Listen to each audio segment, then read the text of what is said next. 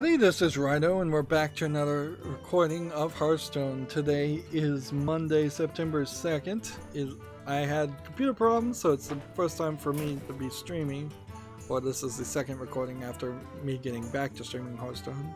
We need to play low-cost minions and hunter class cards. We're on a European account, and we have a ton of news.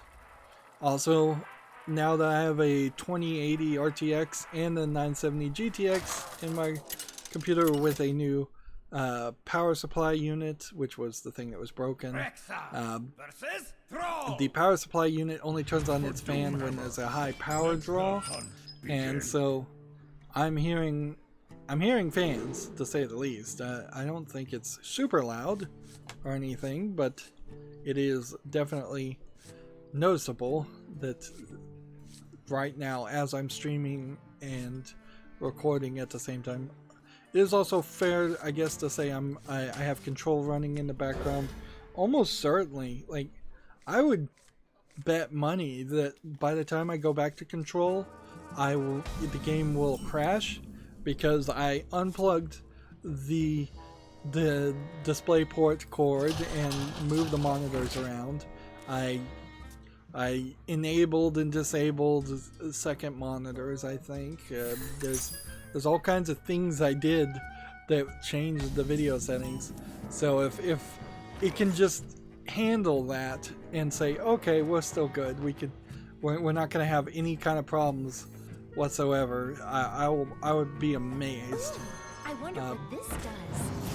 Of course, then I also would be incredibly frustrated and potentially rage quit if the game crashed and then nothing had been saved. But I doubt that would be the case. I imagine if the game crashes, I'll end up in what is effectively the main hub area, which I think is where I was anyways. And then once you get into that main hub area, I would just be able to fast travel anywhere I want to go.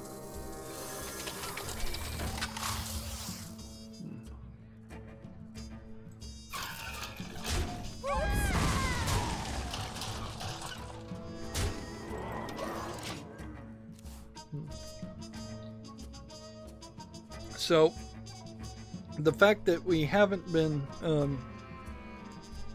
that I haven't been streaming left me with a ton of news, and I mostly covered the controversial, painful news before this, so we might be able to just burn through the good news, or the medium news, as it were, which I'd be happy with that, frankly. So, Gamatsu has an article here. Nintendo's UK website, Super Smash Bros. Ultimate DLC Challenger Pack 4 includes an SNK copyright. So, the next Challenger Pack of characters is going to include either an SNK fighter or an SNK stage or SNK music.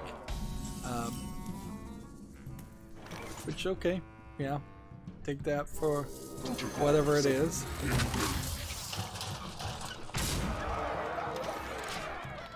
That's right now kind of more of a bit of rumor than the actual news.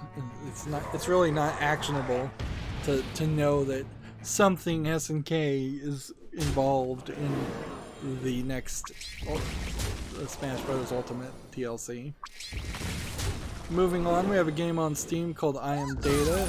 It looks to me to be like a simplistic kind of polygonal first-person shooter game. Doesn't look terrible, but doesn't look particularly great either. I just don't think I'd ever be sold on a non-texture game unless there was a really, really good reason around this. Like, I don't know why you would want to play something like this instead of Devil Daggers, which Devil Daggers kind of makes a lot more sense.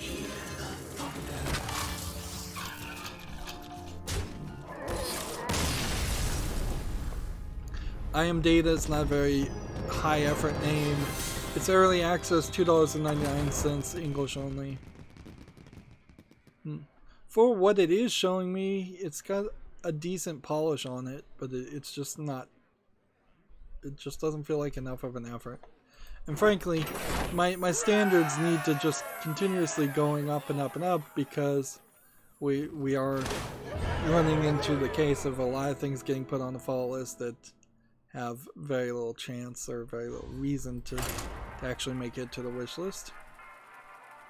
Next, we have a game on Steam that's a bunch of Asian characters. It clearly is a cell phone port of some Chinese MMO. It's tagged free to play, massive multiplayer online. It's got a lot on the screen for what is a mobile game, so maybe it's gotten reskinned somewhat. Or maybe they're just putting more data on the sides and then they didn't really change the playfield. Looks like it is really just the entirety of the playfield. English is not included, it's free, but it has in-app purchases, it's Chinese only. I'm not sure in this format, well, I'm pretty sure in this format I don't want to see mobile games coming to Steam. But it kind of has to happen that way. I won't even attest to the quality of this game. This game, for a cell phone MMO, looks fine.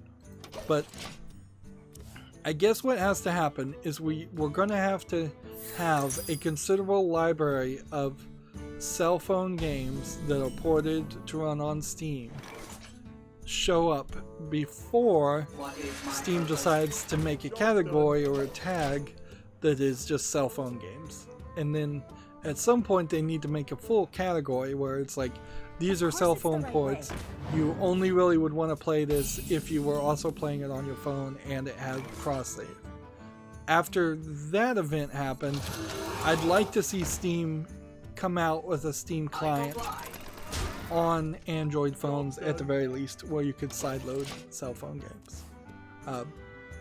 I really would like to be able to start to see an increase in quality of Android and iOS games that you actually have to pay money for, or that you get free because you've purchased the main game.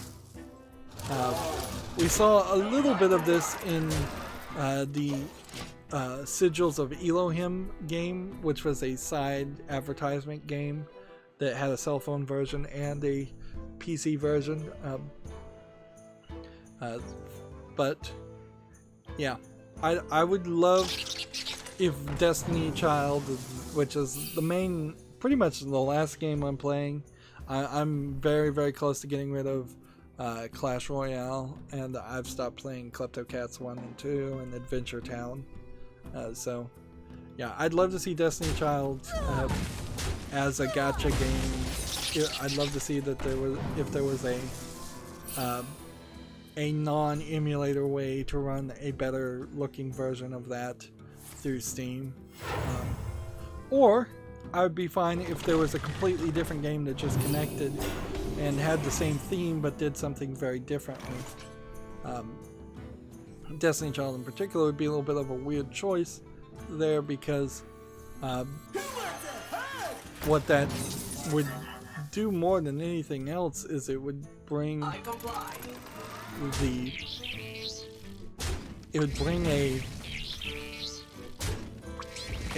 gacha game that plays itself into the realm of a PC game, kind of like how Time Clickers plays itself. And I really wouldn't do anything if I was playing a game like Destiny Child or just allowing it to play itself on my computer.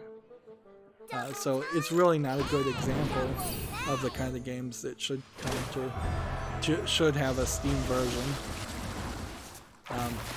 There may be a barrier always between PC games and cell phone games. There may always be there's a baby version for cell phones that does a lot less, and then there's a regular version. World of Warcraft Classic might be a great example of that, where, or World of Warcraft in general might be a great example of that, where if there was a way to just grind for gold, if that's all you care about, and it was a simple tap game on your cell phone, and then that gold imported back into the regular World of Warcraft,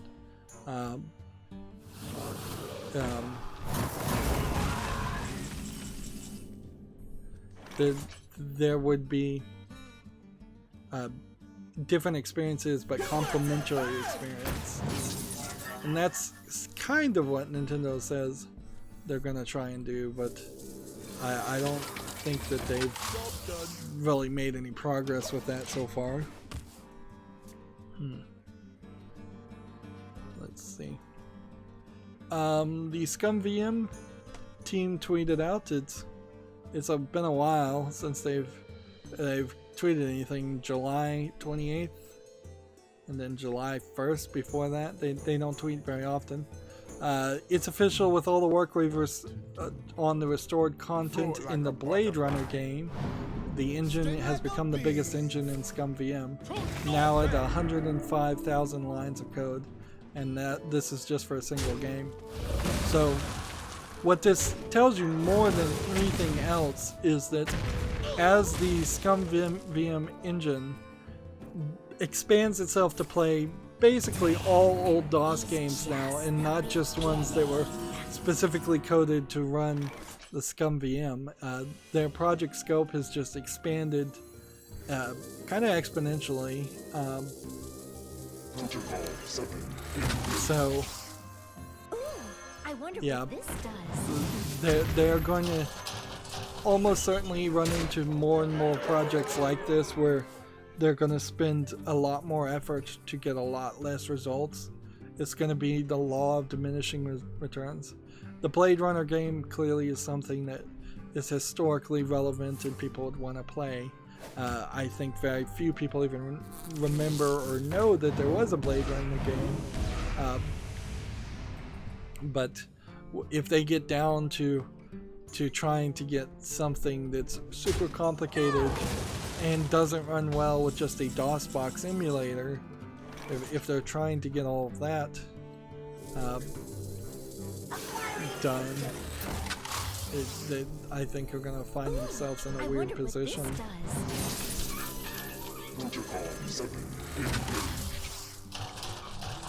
There's another victory. We're doing good on rank play. But I guess that is, it's nice to say, okay, yeah, at least they're continuing their passion and continuing working. Right. Hunter class cards. 5 more Hunter class cards. There aren't very many Hunter class cards, clearly, in this deck. So I'm running into trouble just getting that quest done. But actually I'm running into trouble getting news done, because there's a ton of news.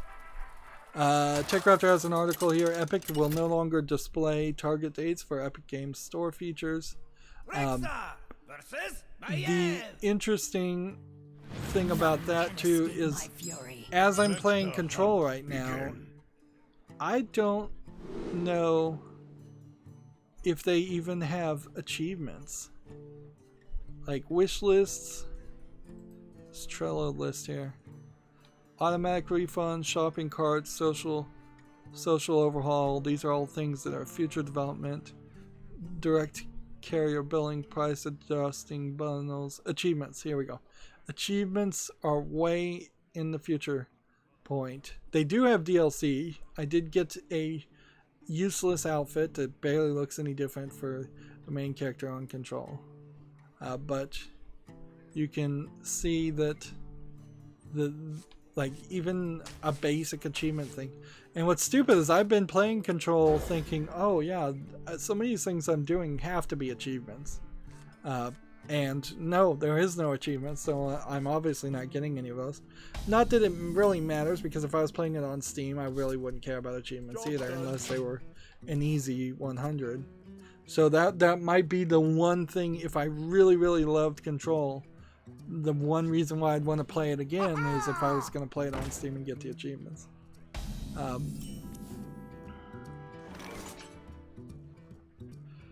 Up next, as far as things that they're going to release, are Ubisoft titles require large installs, which is basically a bug fix.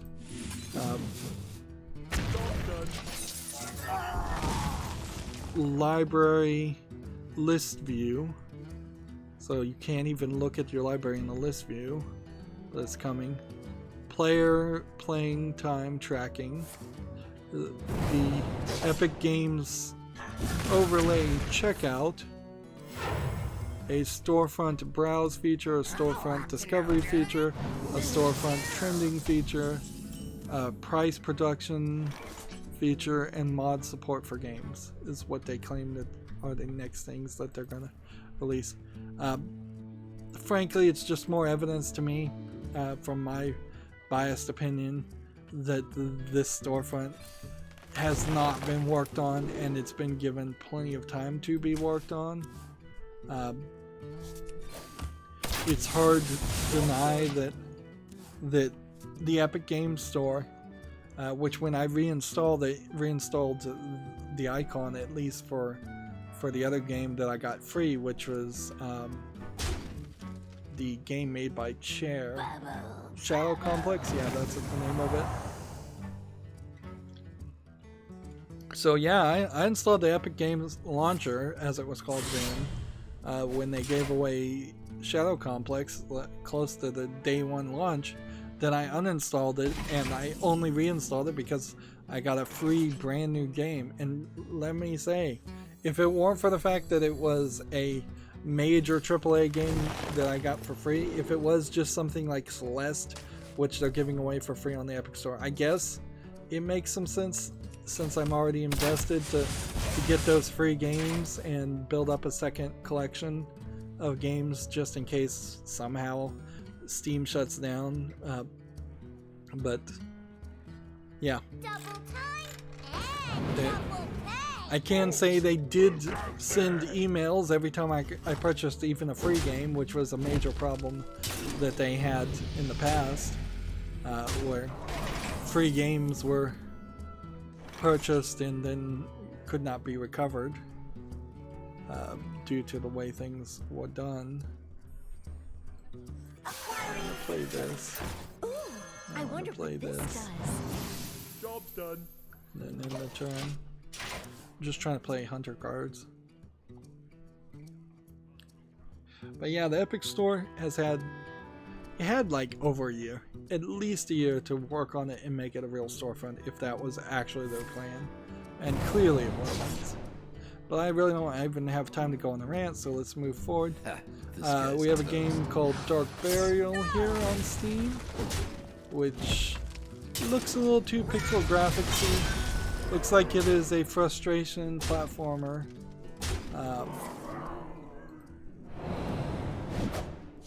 It doesn't seem like there's too many enemies in the game, or if there are any enemies at all. Well, barely any. It's $3.50 discounted, English only, 10 achievements. Yeah, nothing particularly terrible about this game, just not up to the quality, which is where this kind of always just boils down into,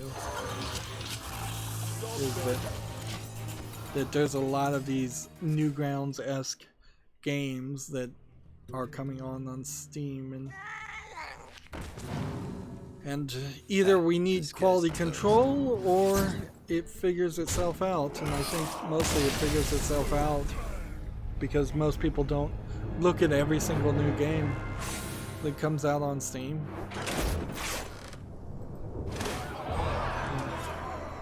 See, that in part is part of why the complaint about real developers not getting their games highlighted doesn't ring true, is because it kind of feels like indie developers that make good games do get spotlighted quite a bit. Mostly, I think, because of streamers, Twitch streamers, YouTube streamers, things like that. I've really yet to see anybody make a great game and then it turn out to be a sleeper hit because it was just overlooked for 6 months on Steam. It's never that case. I've looked all over Steam looking for sleeper hits, and there's barely a handful, even if there is one. I don't know if there's even one. Let's re-roll this. Alright, we gotta watch and learn. That would be very helpful. I think I had another watch and learn that I did off screen too. Next game we have on Steam is called Call of Honor. Clearly a name confusion name. It's MS Paint graphics, top-down twin stick shooter with also some elements, it seems, of some other gameplay methods like an on-rail shooter and a tower defense. It's 59 cents discounted, English only. Now, we may actually not have too many troll games or things that I would call troll games. I may have closed all of those, and that doesn't mean they didn't come out in the past week, just closing them. Next we have a TechRaptor article. Tiny Build announces propaganda simulator, not for broadcast. My guess is this is mostly a full motion video game, so it's probably pretty short.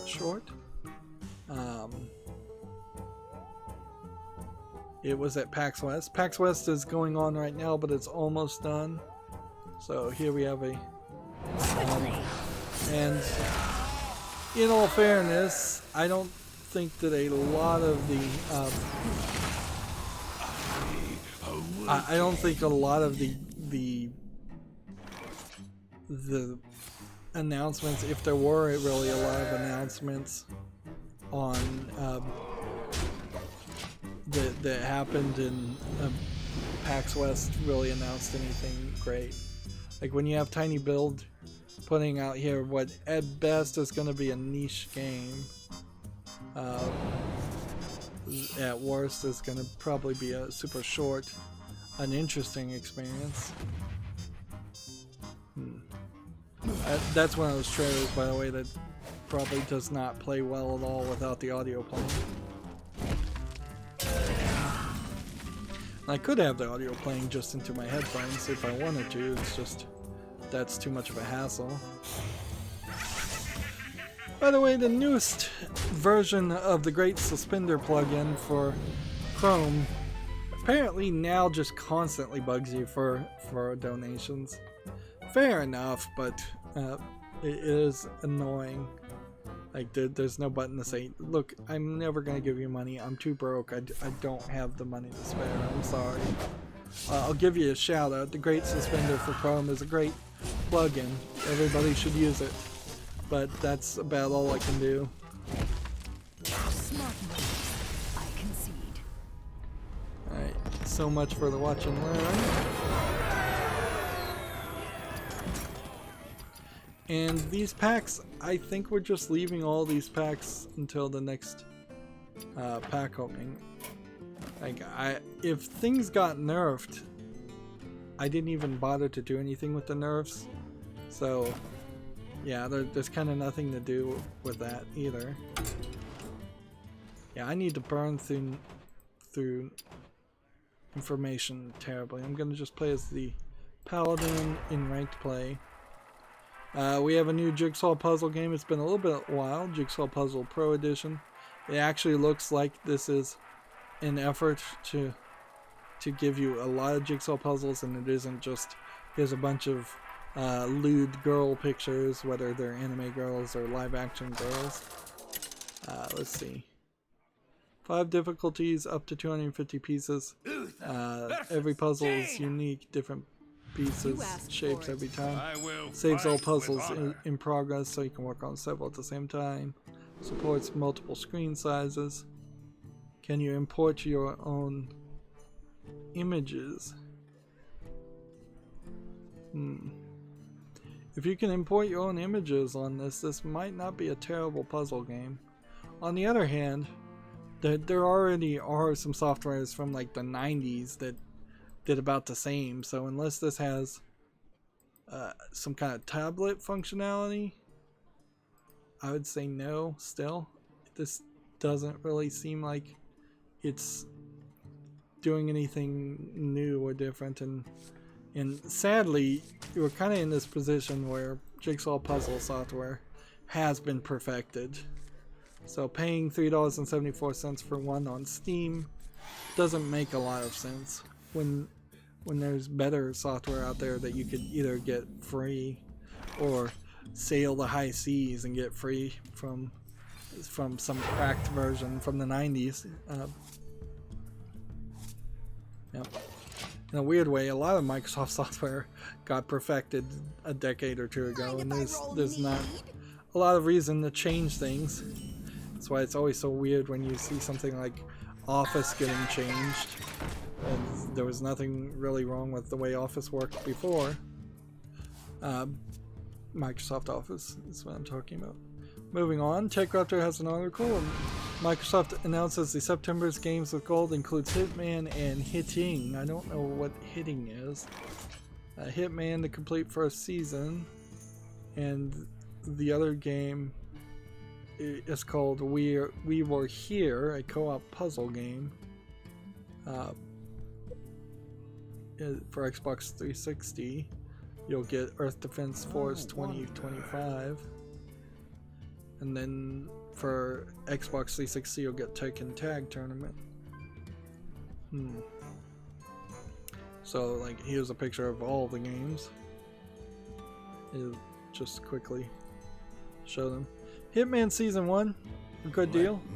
Certainly. I don't think games with gold is a terrible offering, particularly if you're in the Xbox One environment. I mean, it's really hard to say everybody should be a PC gamer when I just spent like $500 on a new video card. You could be a lot closer to a full Xbox One for what I just paid on a video card. That being said, you can get into PC gaming pretty easily. You can do it for about $1,200 and get a lot cheaper games if that's your goal. If all your friends are playing on Xbox One, play Xbox One. If all your friends are playing on PlayStation 4, play PlayStation 4. Amazing.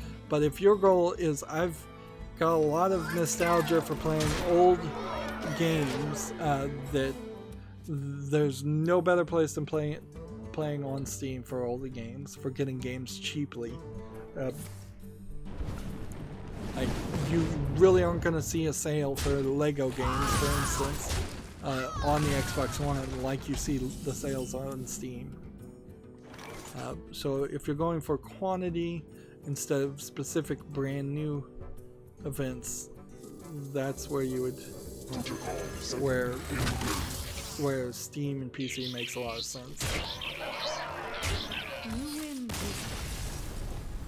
Alright, moving on, we have a game on Steam called Standball, which seems to be a simplistic balancing game. It's too simplistic of a concept, frankly. $3.99, English and Russian. I'm not going to really call this a Russian troll, I'm just going to call it a low effort game. It's just kind of ridiculous and simplistic. It is the equivalent of all of those stupid sections in Tomb Raider games where you're balancing yourself as you cross over a tree branch that's fallen across a river or something like that. It's not something anybody enjoys. Mini game at best. Next we have a game on Steam called AI Vendetta. This trailer looks a little bit better, but we run into a little bit of dark screenshot syndrome. There's a little bit more texture here. It says it's an action adventure game, but then it's doing the thing where it flashes to black so you can't really see anything. So it seems like it's a block puzzle slash fighting slash stealth game that you transform your robot into. The color palette is just so dark. This is $4.99 English only. Yeah, and it's just so dark that I can't put it on the fall list. I'm going to be particularly cruel today as I'm going through these games and try to go through them really fast, which I'm not really doing. But yeah, anything that looks dark is probably hiding something. The trailer felt like it was hiding something. Next we have a game on Steam, Warcraft Colonies. This looks like a Stardew Valley clone with worse graphics. Looks boring. Definitely looks boring in some of these screens. Early access, $11.99. Apparently somehow related to 60 seconds. English only. Yeah, nothing impressive there. Reporting for duty. Next we have a game on Steam called The Itch, which is a frustration platformer, almost certainly. It looks like it's running terribly in the frame rate, and that's not my internet, I'm fairly certain. Yep, nothing interesting here. It is free, so I guess the price is right on this one. Early access, no in-app purchases, full audio it claims. So yeah, that's something I guess to consider.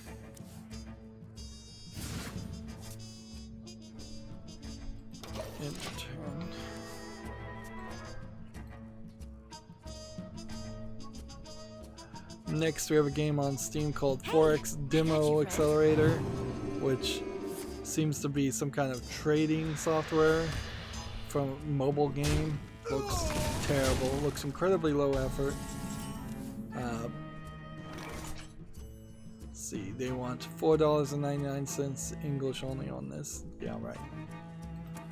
If I was gonna buy a stock trading game, it would almost be a cell phone game. I think I did actually try one of those a long time ago, and it lost my interest very quickly. Like, in theory it kind of sounds like a cool idea, but in reality it's just picking characters and stocks and seeing if it went up and down. You're really not getting the gambling aspect that I think a lot of day traders or individual traders are going for when they do stock trading. And I feel like, particularly now with Reddit being such a big thing, you probably would be on the Reddit subreddits about day trading, and you would be getting encouraged and getting this feeling of community when you do these insane trades that you probably can't afford. And it's definitely not suggested for anybody who can't afford to lose the money to even get within a mile of doing day trading. That you're setting yourself up for a bad experience. Next we have a game on Steam called Ultra Goodness 2. This looks like a low effort top-down twin stick shooter game. $5.39 discounted. A whole bunch of languages. This is like the first game that even bothered to try to have languages. Whole bunch of bundles too. Just not visually appealing. There's a lot of bad games still made it in. This next game reminded me, apparently the Final Fantasy 13 remake has put some slight censorship on the siren creature, giving her more of a ruffled skirt look, I believe, instead of a more bikini style bottom half. Neither one of them being from Final Fantasy 13. particularly extreme, like not anything different than what you would see on a beach in general. But yeah, a little bit of censorship happening, no real surprise there. But also some confusion because one character was censored and then another character that looked basically the exact same, was showing the same amount of skin, wasn't censored, so that is just the ridiculousness of internal ethics departments at Square Enix, finding about one thing and then having a problem with one thing and then not having a problem with something else that's exactly the same. Reporting for duty. Let's see. Next we have a game on Steam called Sacred Siren, and that's what reminded me that the siren had been censored. I kind of like this, but then the center part looks very wobbly. It looks like there's a crazy art style that's trying to be implemented here, and then this next screenshot just looks like garbage. This whole kind of looks like if somebody had just corrupted an image or done something else. It's like a virtual reality game that's free, so if you're interested in it, I guess you can play it. English with full audio. But this is also getting sold as a psychedelic art experience and not really a game, so I'm perfectly fine with forgetting that ever existed and moving on with my life. Follow the rules.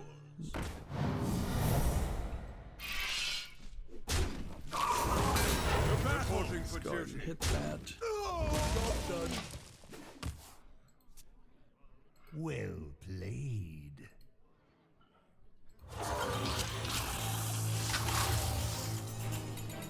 TechRaptor has an article here. Hunt Showdown review by you Bounty Blues. If I recall, Hunt Showdown not well received from every review I've heard. So I suspect that's somewhat the review we're gonna get here once we get down to the bottom. I think there was probably a game in there that could have been good, but not enough work put into it. They give it a 7.0, very good, which is below average for video games. Hunt Showdown is a unique mix of battle royale and hardcore survival games. The learning curve is incredibly steep and permadeath is fairly punishing. However, the core gameplay that has that spark of horror tension and the art design excels in every aspect. The pros are a unique blend of player versus event, or player versus enemy. I think it's player versus event, and player versus player, PvE and PvP. Incredible detailed atmosphere, excellent sound design, fun basic enemies, horror and dread. The cons are unfair matchmaking, new players severely disadvantaged, long waits for quick play, low boss variety, and an undermined clue system. With honor. I think Hunt Showdown particularly is a multiplayer game too, so it really wouldn't be in my wheelhouse as far as games that I would play anyways. See, Gamma Sutra has an article here. Fate Grand Order developer Type Moon has opened a new studio. What's funny is I'm realizing Gamma Sutra basically never talks about video games. They only talk about video game companies. So Type Moon, the developer behind the fighting game Melty Blood and the mobile gacha Fate Grand Order, has opened a new subsidiary called Type Moon Studios BB. This new offshoot is headed up by, we'll look at his name, Kazuya Ninoyu, the former series director for Square Enix's Dragon Quest Builders franchise. So I wouldn't be surprised if he's either doing more Dragon Quest Builders or doing something very similar. Almost certainly the studio that was making mobile games and non-AAA games, so I'll leave it at that. There is something to be said certainly about Square Enix shuffling the deck chairs on the Titanic as they're they're slowly sinking into nothingness. Reporting for duty. Wait one more turn here before we move on with the mech strategy. Next game we have on Steam is Root Letter Last Answer. This is another visual novel in the Root Letter series. I believe this wasn't the first game to have the full motion video or the anime options. Let's see, live action and illustrations. Maybe it's both, or maybe it's just one. Well, I think it's both. I think you're going to get the option to either have full anime or full live action. I don't think that the game is going to switch between both, because that would be really weird. But this game, being a well-known series, is $29.99. It's going to be full Japanese audio with Chinese and English subtitles. This one actually is going on the fall list. Can I put it on the fall list, or is it going to work? I must move quickly. If anything, getting two brand new games to play, getting around to playing the visual novels is probably at the bottom of the list of things that need to be done. But yeah, there's definitely some on the wish list and some that I would like to cover. I'd like to cover at least one visual novel every 6 months. If they are the best of the best visual novels. That's the main if there. If they're just garbage visual novels, then I couldn't care less about them.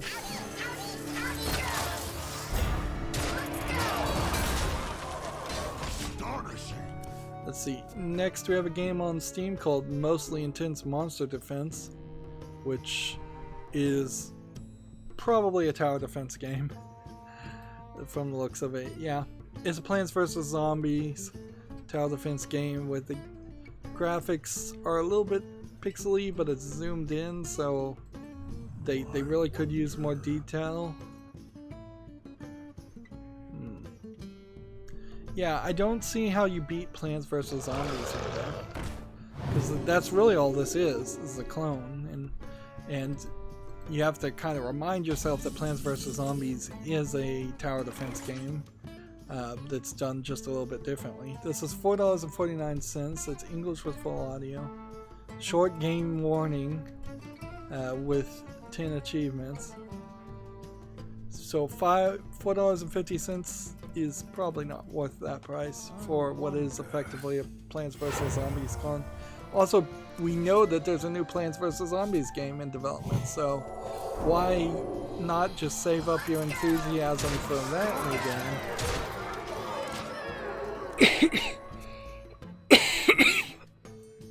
Excuse me. Moving on, Gamma Sutra has an article. Blizzard is suing the Chinese studio Sina Games, S-I-N-A, for ripping off the Warcraft series in general. So here on the left you have the mobile game icon. Here on the right you have World of Warcraft's logo for comparison. Blizzard is seeking a court order to alter infringement and asking for Sina to fork over $150,000 per infringed work as compensation for their serious and irreparable harm done to its business.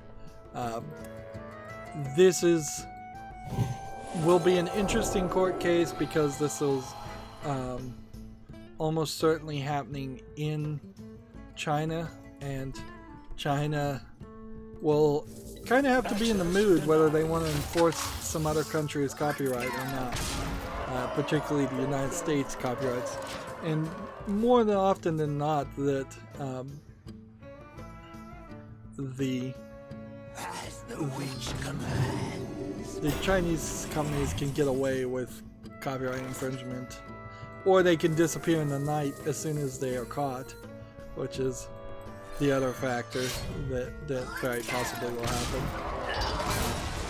For justice. Meanwhile, the bigger issue that will affect that is the U.S.-China trade war, which is just going to ramp up and ramp up, it looks like, and we're going to start seeing major increases on computer parts. So I guess I did do a slightly smart thing. If this trade war was likely to drag on for, say, another 2 years until the next U.S. general election for the president, if that trade war just drags on and 2 years from now it's really, really expensive to buy video cards, and it just gets more and more expensive every day, which is possible, I may have gotten out at the cheapest point possible, because almost certainly in 2 years I was going to need a new video card.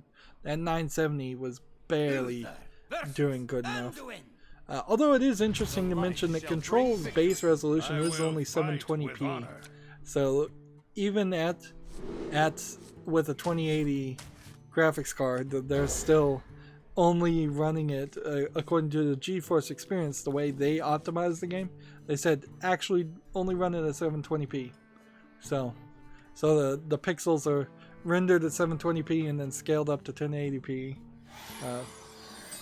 I wouldn't expect that from a brand new game, and I definitely wouldn't expect that from any old games. I want to get the best quality 1080p graphics I can get before maybe 8 years down the line it gets to the point where it's reasonable to upload 2K graphics or 4K graphics. But a lot of work would have to be put into making that reasonable. I'd have to get way better internet service mostly, and way bigger hard drives. I'm a little afraid just recording all of Control on the 512 gigabyte old SSD. I'm afraid that might fill up, which that would be weird, but it is possible that could happen. Moving on, TechRaptor has an article. NBA 2K20. Is that how this is going now? NBA 2K20? Why not just say 2020? Why put a K in it anymore? Anyways, the trailer celebrates gambling with slot machines. Peggy responds. So, after just being ruled as not gambling, they celebrate by showing slot machines and pushing their luck. In a move that seems at best ill-advised, 2K has decided to put out a trailer focusing on advertising the literal slot machines and other casino-style mechanisms that are part of the My Team section of NBA 20K. Wow. Let's see what the Peggy response is on this.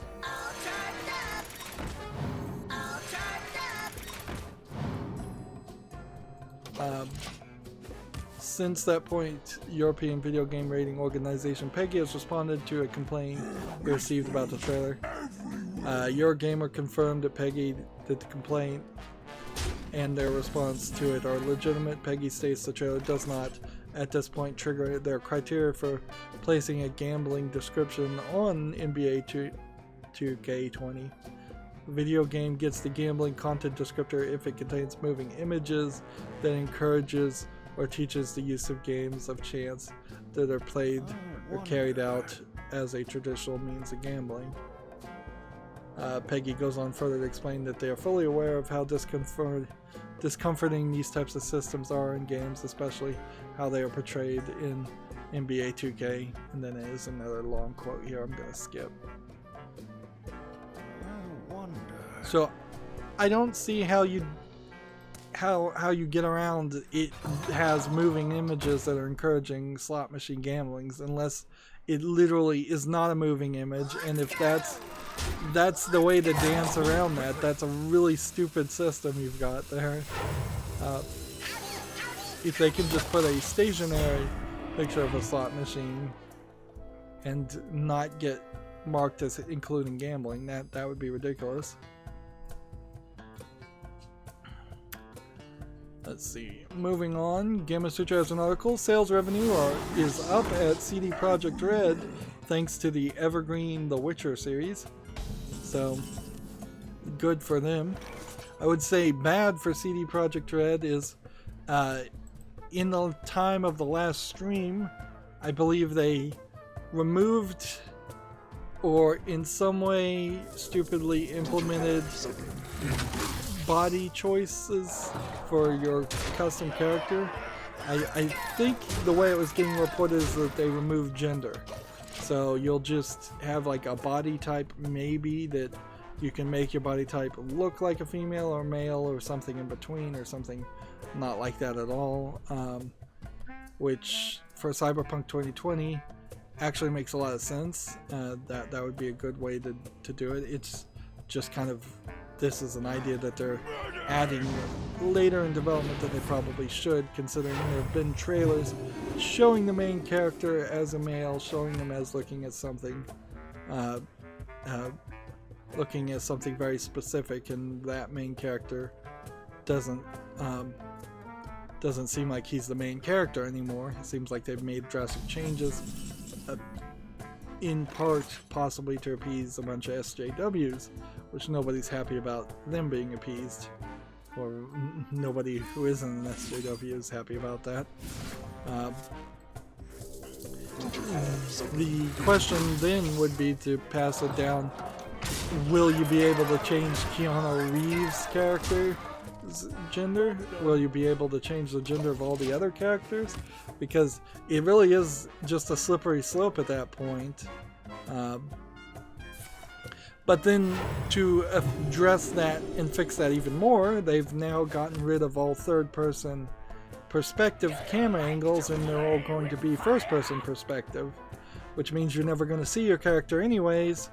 So at what point does it matter what he looks like, or she looks like, or they look like? It's you've eliminated any opportunity to see the character. One thing about Control, I have no problem playing as Jessie Faden, the female lead character of Control, but I would like to say it would have been nice storyline wise if she had started the game in kind of a punk ripped up t-shirt and looked very unprofessional, and then through the course of events she would like change her shirt into more of a suit collared shirt and put on a coat and looked like a professional, because in the game you're immediately turned into the director of the Federal Bureau of Control, which is this made-up organization that's supposed to be a government organization. I don't know why it's only a government organization and not some kind of Illuminati-run organization that runs the entire world. But when you are made the director, all the paintings in the building change to a picture of you, and in the picture you're wearing like a pin with the Federal Bureau of Control's logo, and you're wearing a nice like suit. You look very professional, and how they magically made that happen is ridiculous, because they've never seen you and you've never worn a suit like that. So they made you look so professional, basically magically photoshopping you into a different outfit. It would be nice if throughout the course of the game you actually start to look like that, and it shows a progression. I'm just going to keep on playing while we try to get through the news. But that's not really happening. If anything, the game is inherently saying the exact opposite. It's barely hinting at any idea that you would show up for work the next day at all. Because you're only there to do what you're self-interested in. You only got involved with the main conflict because it's in the way of you getting your answers. And as soon as you get your answers, I think you probably... It's hinting that she's more than likely just going to leave and never come back, not stay as the director. And it's rather insulting, frankly, for anybody who's worked any job to to throw this ridiculous idea that you walk into a building and you walk into the director's office, you find that he's shot himself in the head, and now you are officially made the new director by a mystical board, and you didn't have to apply, you didn't have to work for it, you didn't have to work your way up. You're just the person in charge now. And people accept that, and people are willing to work for you. That's ridiculous. So ridiculous. So it would have felt a lot better had she saved the day and at the end they offered her the directorship, if she had earned it in any way, gone through a hero's journey. What that has to do with gender, it was like nothing. It's just I feel like the fact that you can change the skins is weird when it's such a story-based effort, and the fact that the character's appearance does not change just throughout the story is a little weird. Moving on, we have a game on Steam called Marble Trap, which looks a lot like Marble Madness. I'm not sure I really want to play a Marble Madness game. Well, like, as the entire genre exists, I'm not sure I want to play one. That being said, this actually looks like a good one. It looks like somebody actually spent some effort here, whereas most of these are terrible. So I'm going to put this on the fall list. It's 59 cents discounted. English only, 48 achievements. It's probably an achievement game.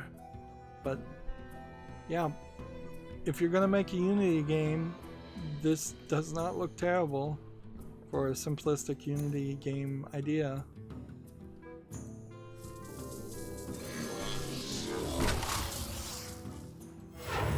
Converting stored energy. Let's keep on playing.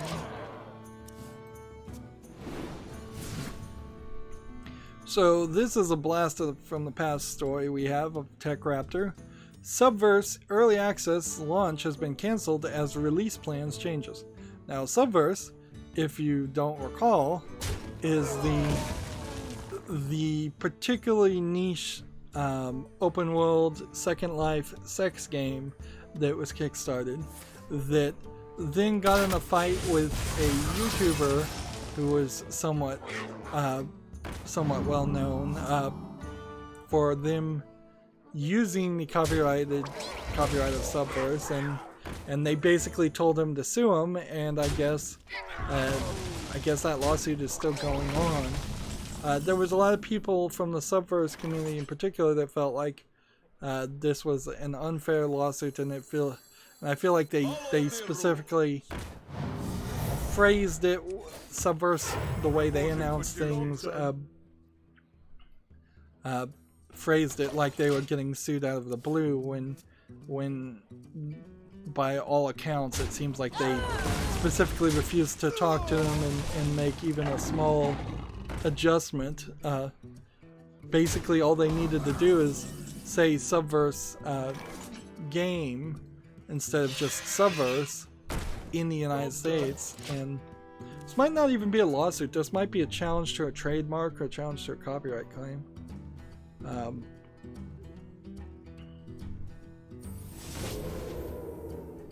The Subverse Kickstarter raised more than $2 million.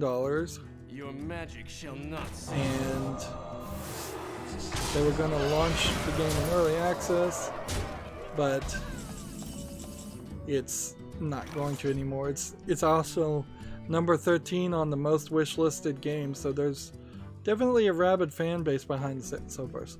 I think people are going to quickly find, though, that if this game ever actually is finished and delivered, that it's not anything close to what they wanted or what they thought it was going to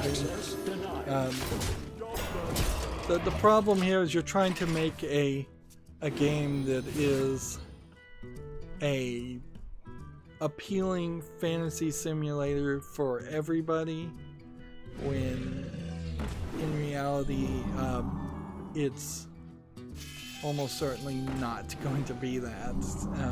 It's going to be very limited. we haven't even seen a good Second Life clone happen since Second Life happened that had enough success to be relevant to my mind.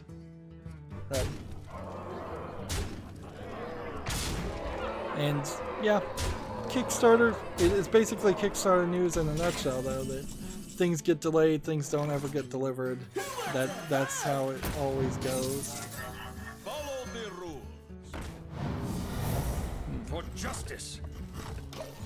Moving on, Gamatsu has an article, Light Fairy Tale Episode 1 for Xbox One launches September 13th. This looks like it's a RPG with some visual novel dialogue, episodic. On the Xbox One, you don't see a lot of that, though. RPG from NecoWorks. I really don't like the animation style I'm seeing. Either the flat animation style or the 3D animation style. And frankly, there's a little bit of dark screenshot syndrome happening in this trailer. Yeah, it doesn't look like anything that would interest me. There really hasn't been a lot of episodic games in the last few years, which is probably better. Let's try Mech Hunter. Just keep it spicy.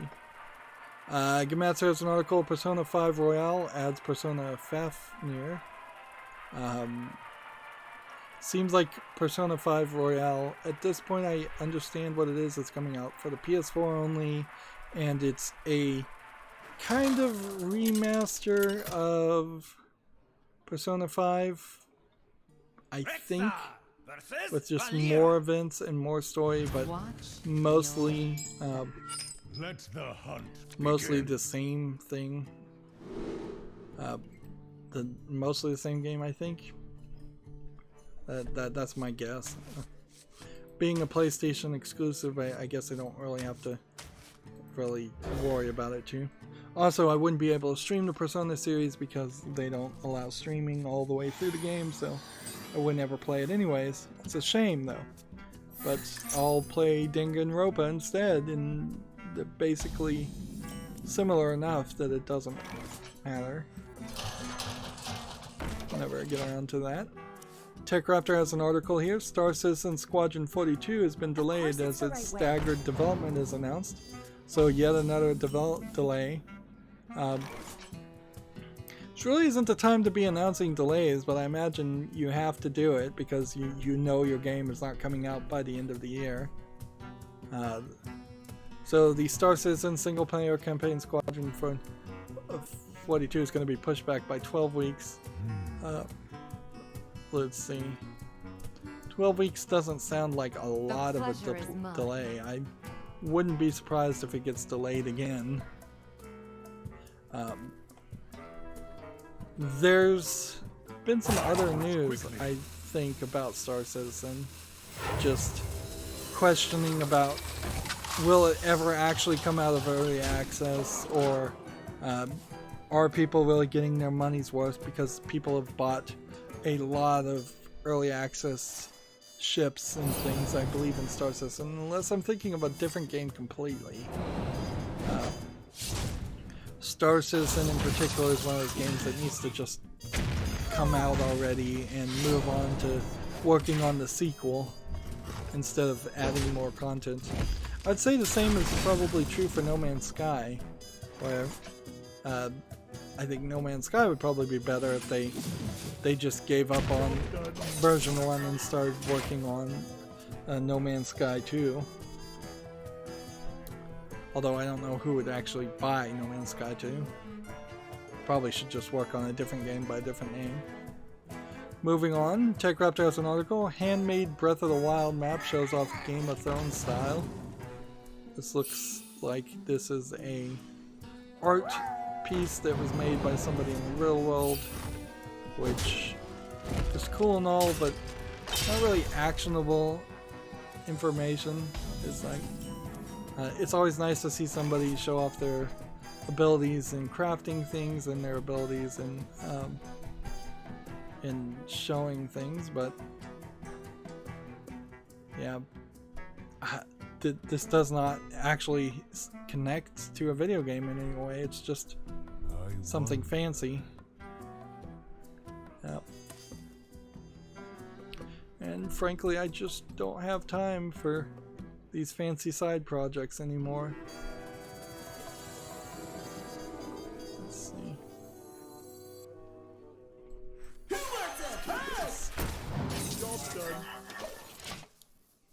Next, we have a game on Steam called Dream Jump Adventures. This looks terrible. Very, very zoomed in, very, very pixely. Just a infinite jumper game. 89 cents discounted, English full audio, and a third-party EULA. We haven't seen any of those today. Of course, that's not making it to the fall list.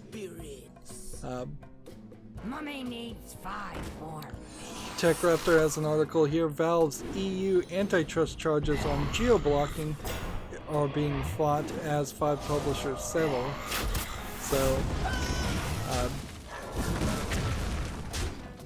So Bandai, Namco, Capcom, Focus Home Interactive, Koch Media, and ZeniMax have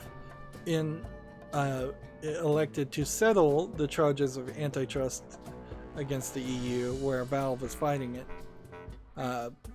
Not knowing directly what the charges are, the thing about the EU is, in theory,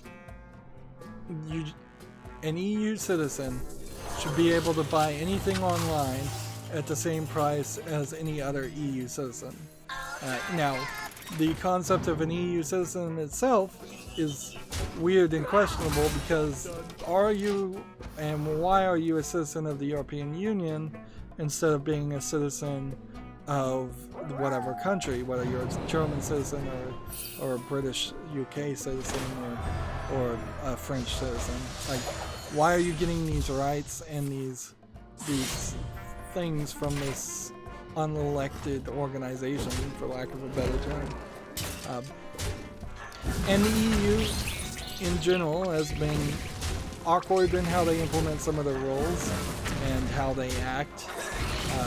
To make a long story short, and they have been particularly against a lot of the antitrust actions that are actual antitrust actions that US companies do.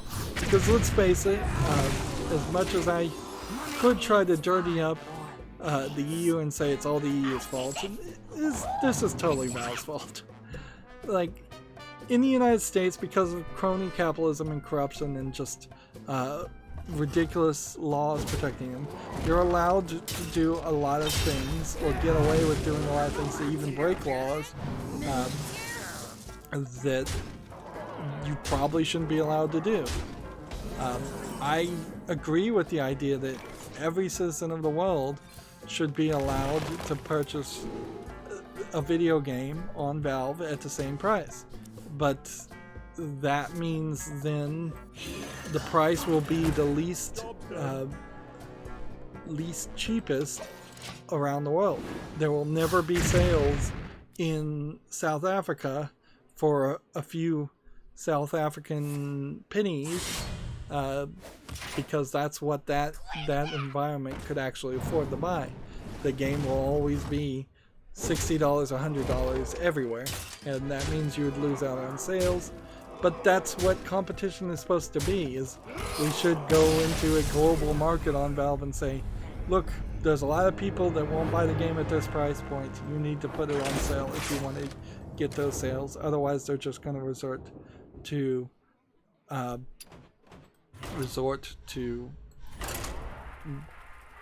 pirating the games. So what Valve does not want here is competition. But also there's maybe a little bit more legitimate complaint here. All 6 companies were additionally charged with preventing third-party distributors from selling games outside of the allowed territories, which means that they were trying to stop third-party key sellers in particular from buying a key very cheaply in one country and then selling it for more in another country. But frankly, that's a business model. That's a job. Job's done.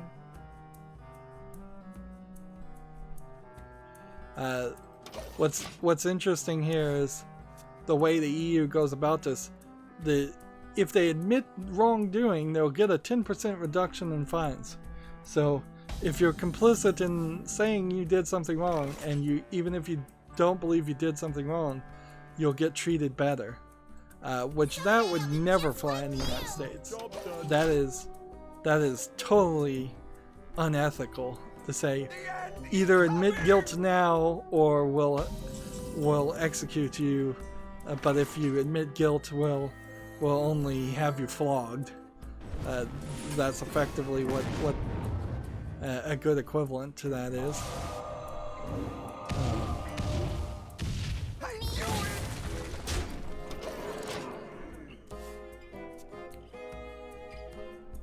Yeah, well, so yeah, geo-blocking lawsuit. I could go into it in more detail or try to know more about it, but there's legitimate reasons to try and do some geo-blocking. There's illegitimate reasons. The EU is always overly ambitious to punish companies that are not in the European Union. And frankly, that's why you don't see a lot of video game companies or companies in general in the European Union, is because it's more difficult to make a profit when you have to follow so many rules and regulations designed to be populist, designed to sound popular and get people re-elected, but not designed to actually have any kind of economy or anything. There really is no reason, if the European Union was run right, that it wouldn't be a super powerful mega group, way more powerful than China, Russia, or the United States. Maybe even more powerful than all of them combined, at least The future economically. But that's not where they are because of kind of petty and pedantic laws, rules and regulations. And that's not just video games, it's up and down everything. Like having to have reflective vests in their car at all times is such a ridiculous nanny state thing to say. If somebody wants to get hit on the road because they don't have a reflective vest, why make a law stopping them from doing that?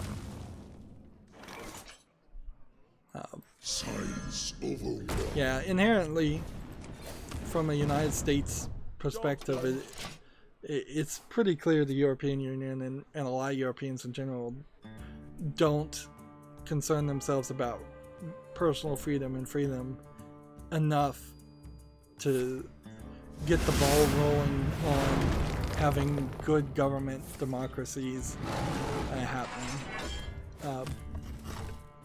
I suppose while I wasn't streaming, the Queen was asked to dissolve the Parliament. I'm not sure how I really feel about that. She probably should have done it, and she said she was going to do it, but it definitely is weird to have the Queen dissolve all of the Parliament in the UK. That certainly hasn't, I think, happened in my lifetime before. Moving on, Gamma Sutra has an article. Get a job. Sony PlayStation is hiring a head of global portfolio and acquisitions. We know this job has been up for at least a month at this point. San Mateo, California. So, how can you have, frankly, any faith when, at least for 2 months, if not 3-4 months, Sony Interactive Entertainment hasn't even had a person in charge of making sure games will be out and available for the next PlayStation? Because that's where what this boils down to is that there's nobody at the helm right now making sure games from other countries come to the PlayStation, and certainly that in part affects the the extreme amount of censorship, which I don't have anything new on that front to announce today, but we've seen an extreme amount of censorship on the PlayStation in particular.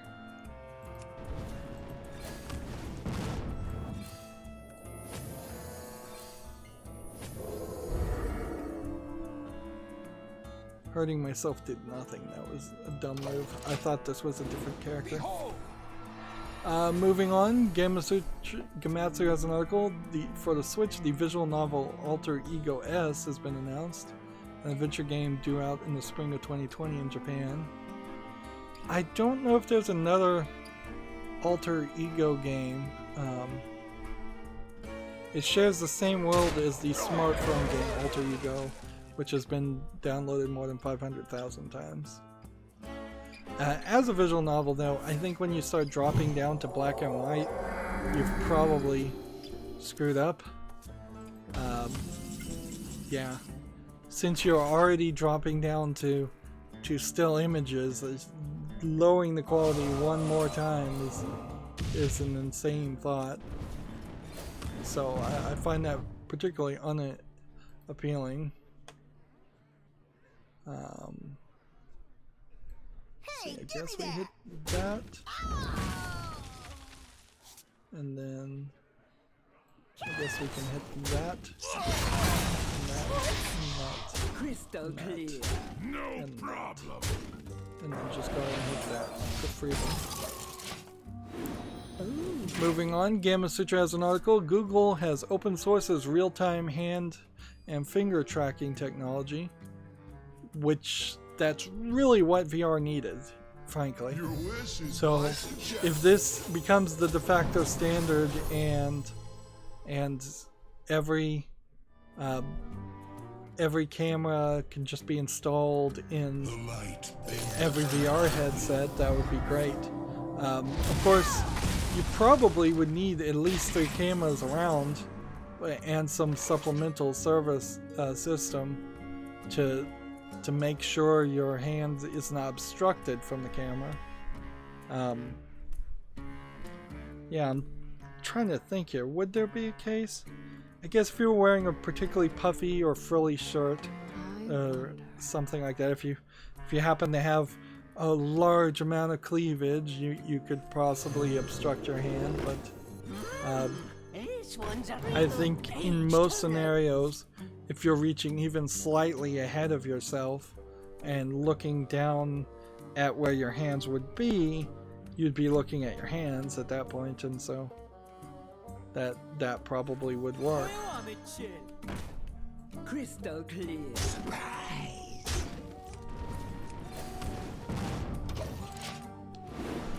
But I would also almost certainly call it early days. Certainly early days for this hand technology. And some of those symbols, by the way, like are kind of hard for some people to make, so that you'd have to come to an establishment. Like, not everybody can just put their pinky up. A lot of people can't, and most people cannot put their secondary ring finger up without their pinky being up. So I don't know how many of these would actually be useful. I seriously doubt you'd run into a scenario where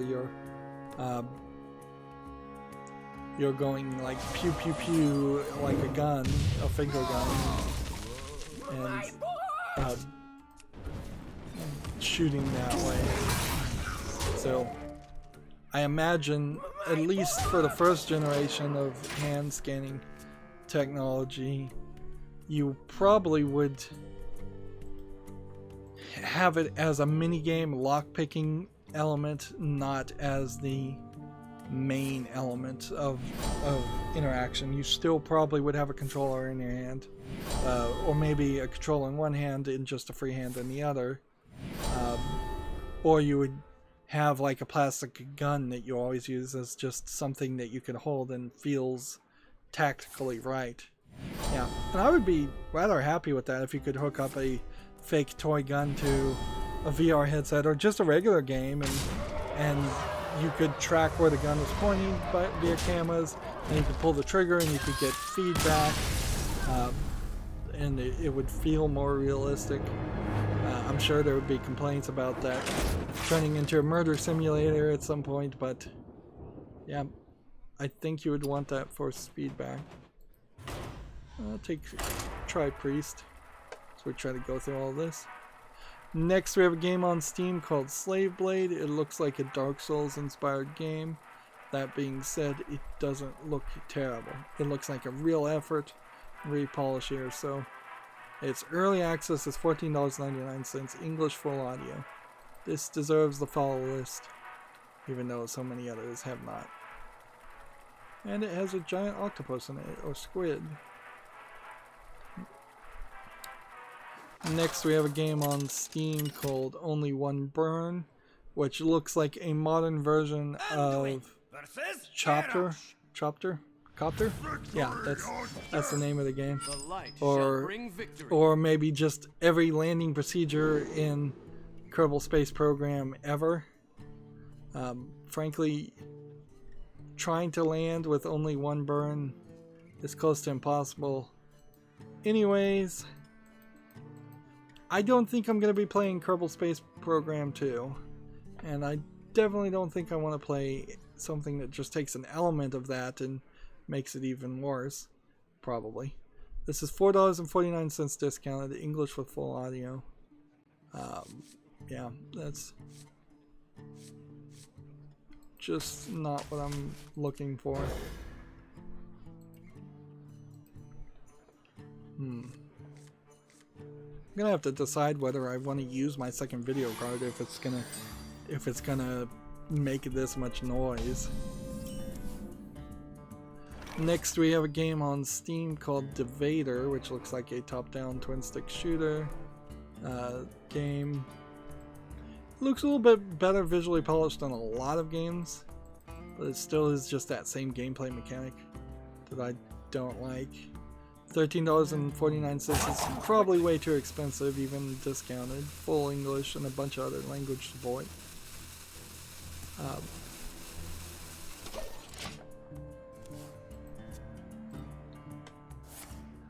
see. Next we have a game on Steam, Alien Jelly Food for Thought. This looks like it's a 3D platformer game. Shift the universe, apparently. Looks like it might have been a mobile game ported. I could see this working well on a tablet or cell phone game and being pretty nice looking. But is there really a game here I want to play? Because this seems kind of simplistic. Seems like it's just a point A to point B platforming puzzle game. $9.99 English full audio. I think it's asking too much there. But A for effort, it's way better than most cell phone port looking games. We still have a ton of games to cover. We probably are going to have to split this up and cover more games on Wednesday at this rate. Next we have a game on Steam called R42, which is just a bunch of shapes. Looks like it might be a music-based rail shooter. Or no music, just a racing game with polygons. Early access, requires VR, $16.99 discounted, English only. Yeah, nothing impressive visually there. What do I want to do? Wait one more turn, I guess.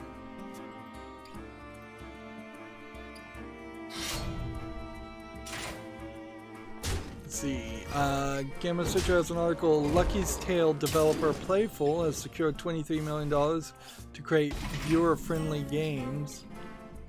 Viewer-friendly games, I guess, means games specifically targeted at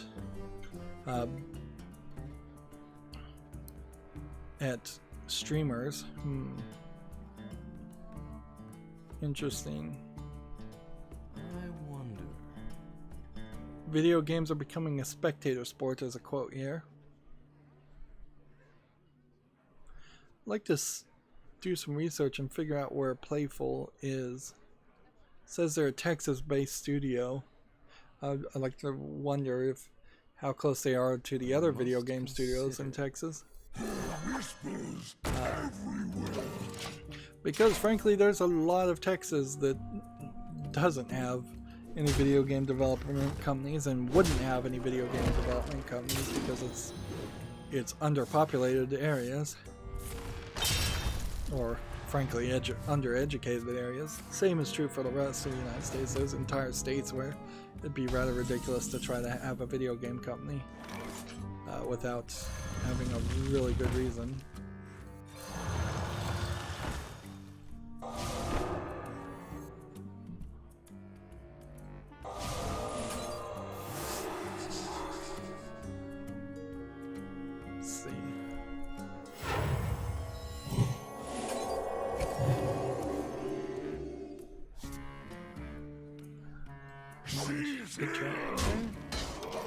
That's good enough. Next we have a game on Steam called Helix Vision, which is a stereoscopic gaming mod for 3D TVs, which 3D TVs are long since dead. So this isn't really a game as much as it's an app that's claiming it can take some of the games that I think probably already support either stereoscopic vision in their own settings or through some config change, or support 3D in general so that it would be possible to support that. Like there's really no way you would turn something that at some point hadn't been designed to support Helix stereoscopic vision and made it something that does support stereoscopic vision.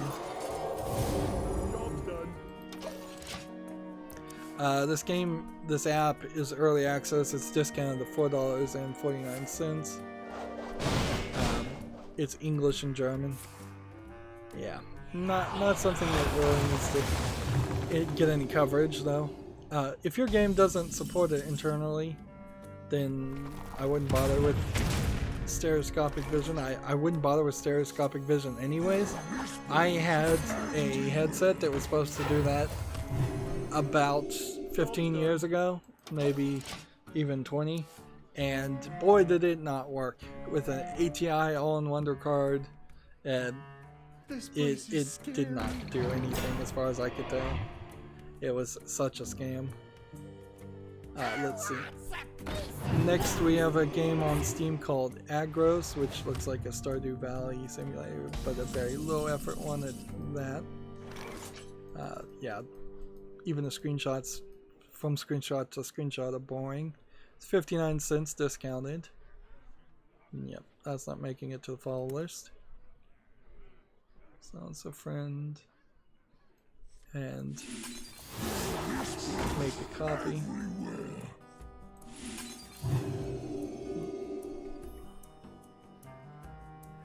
And how do we want to do this now? Like that. Just end the turn.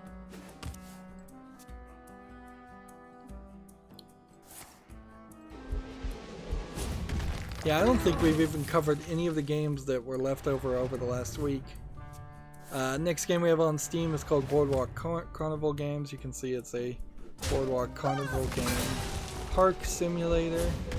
It's low effort. If this came out in the 90s, it would be interesting. This would be something that might actually sell in the 90s, but it's coming out today in early access. $2.99 are way expensive. There are VR 3D versions of doing Boardwalk Carnival games and doing them better. Perhaps maybe not the exact same games, but close enough for it to not matter.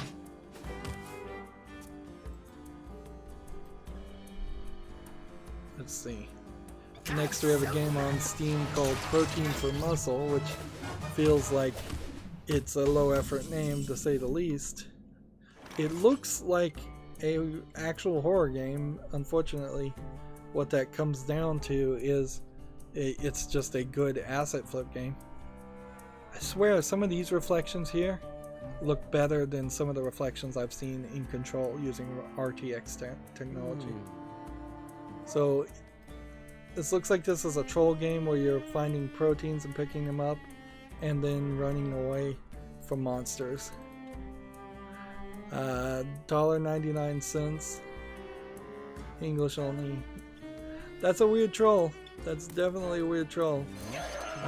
We haven't seen that before.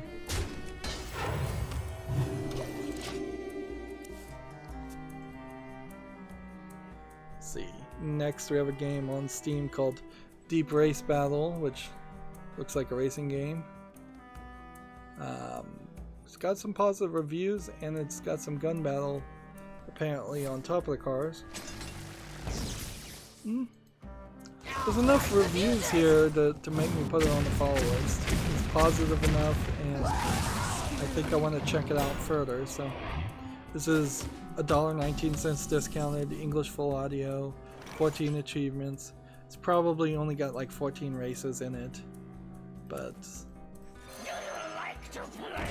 it doesn't sound too bad.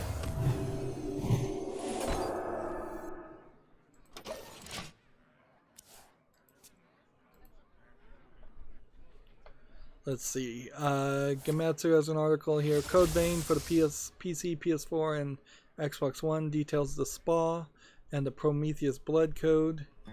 So, Code Vein is one of the characters about to get into a spa and use that probably to recover health or boost stats.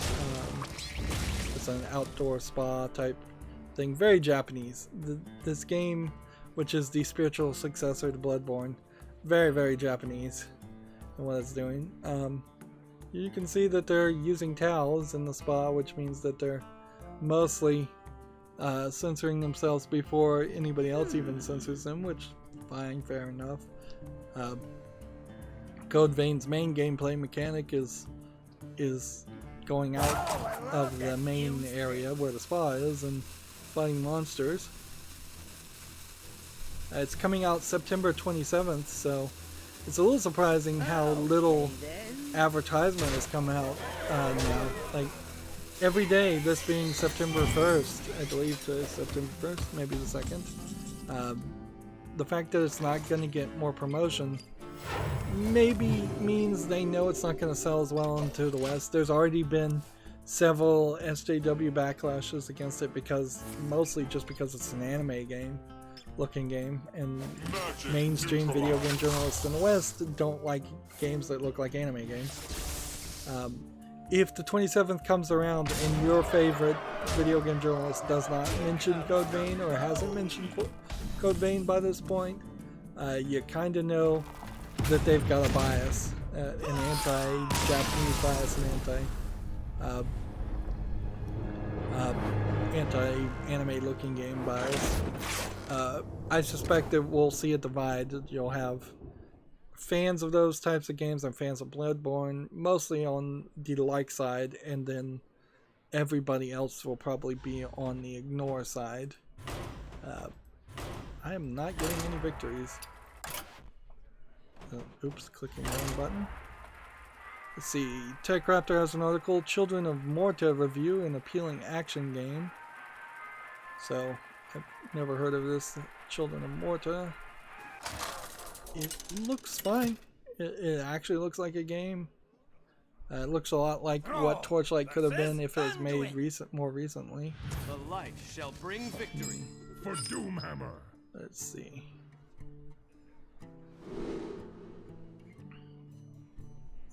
You can play it with an Xbox 360 controller. That's more than Torchlight 1 allows. That's nice. We don't have time to be scrolling down through this entire bit. They give it a 9.0 amazing for an Asian RPG, ARPG. A beautiful world brought alive by beautiful pixel art, catchy music, and incredibly compelling gameplay that holds the whole package together. Pros, compelling ARPG roguelite gameplay. I don't know what light breaks down to. I'm only used to using the phrase roguelike and rogue like.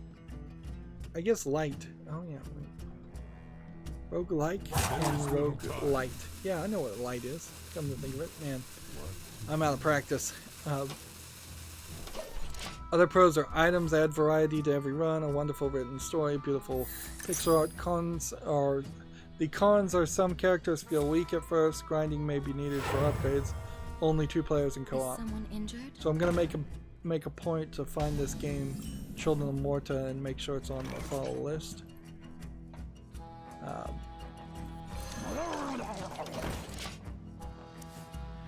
Apparently we're going to get several Japanese games coming out. We're going to start seeing games come out every week, frankly, but for the Switch, Daemon X Machina has a launch trailer, and it's coming out September 13th. I think Daemon X Machina is a bit of a mech game, but I've kind of lost the pace in a lot of this. There's been so many announcements of games that are coming out between now and the end of the year that filtering out those games compared to other games that are coming out later after the end of the year has become difficult.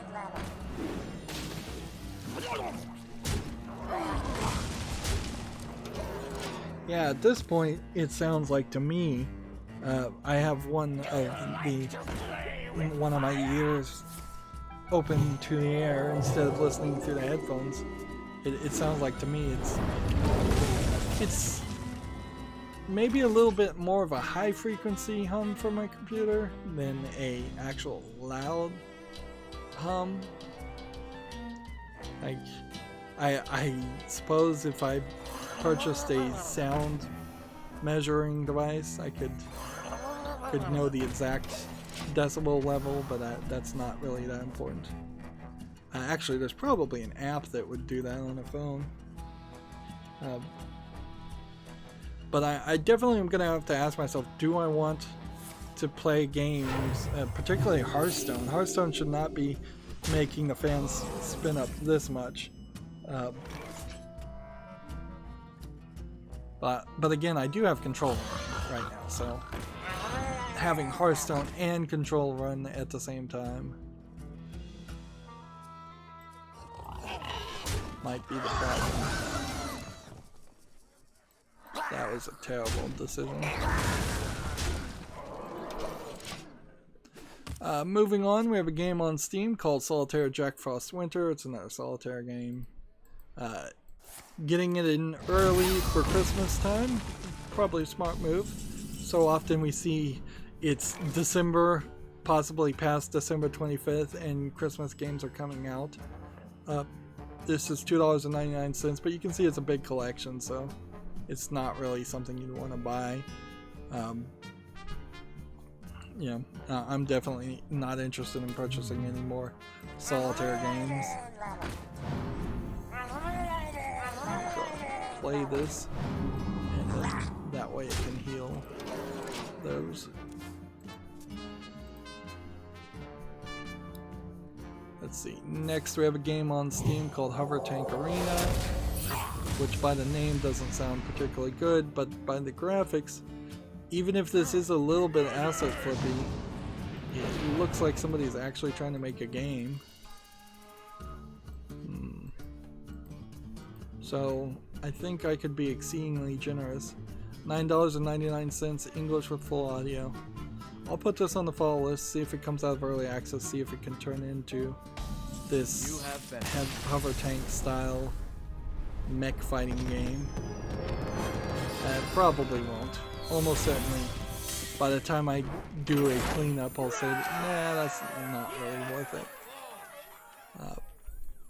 And who knows when I'll have time to actually do a cleanup, another cleanup video. Probably a year from now.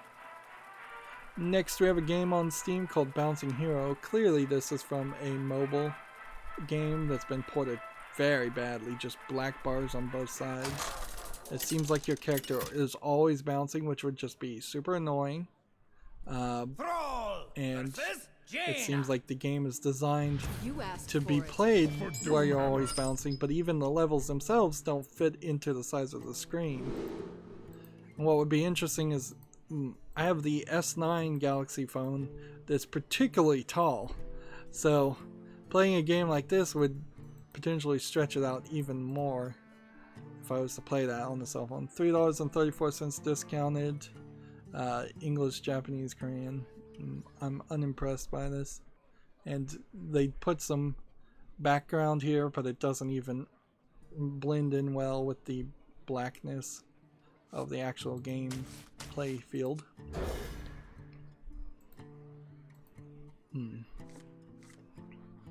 Next we have a game on Steam called Gym Collector. Just, I guess, worth mentioning, these terrible games still exist. It's early access, $3.39, rather expensive, 6 achievements. It's not quite a gym matching game, it's more of a Chips Challenge style game or Bomberman style game, but it's definitely not impressive.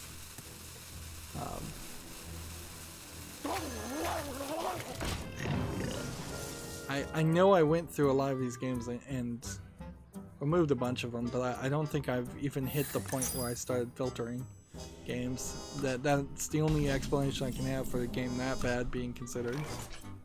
Next we have a game called Bylo, B-Y-L-O, which seems like a low effort asset flip horror game that's doing the thing where it fades out to darkness every single time. It's worth mentioning, like, I don't have this video scheduled or programmed to play at double speed or anything. So it is fading in and fading out as quickly as humanly possible to show that it's show as least as possible while maintaining what I can only assume is a mandatory link for a trailer. Bylo is free, English with full audio, so the price is right, but even at free I wouldn't spend my time on it. Next we have a game on Steam called Alpha Dog, made with Game Maker Studio, and it looks like a real Game Boy game. In fact, it looks like the resolution might be even lower than the standard resolution on a Game Boy. And this is kind of a perfect example of why I don't want to play games that look like Game Boy games. It just looks horrible. It is so awful. Don't need that in my life. $1.99, English only, 34 achievements. It's probably an achievement game. If people are going to make something that's inspired by Game Boy games, they've got to realize the limitations that were in the Game Boy, realize those limitations don't exist anymore, and just make something that feels like a Game Boy game but looks like a modern game. That they don't need to make something that looks like an old Game Boy game and then plays so fast and feels like a modern game, because that doesn't really help anything. This next game is tagged sexual content and nudity, so the timer is reset, although in all fairness this is also a low effort sex game, so the low effort games always seem like they're allowed on Steam. It's the visual novels that are always the problem that get censored, if anything.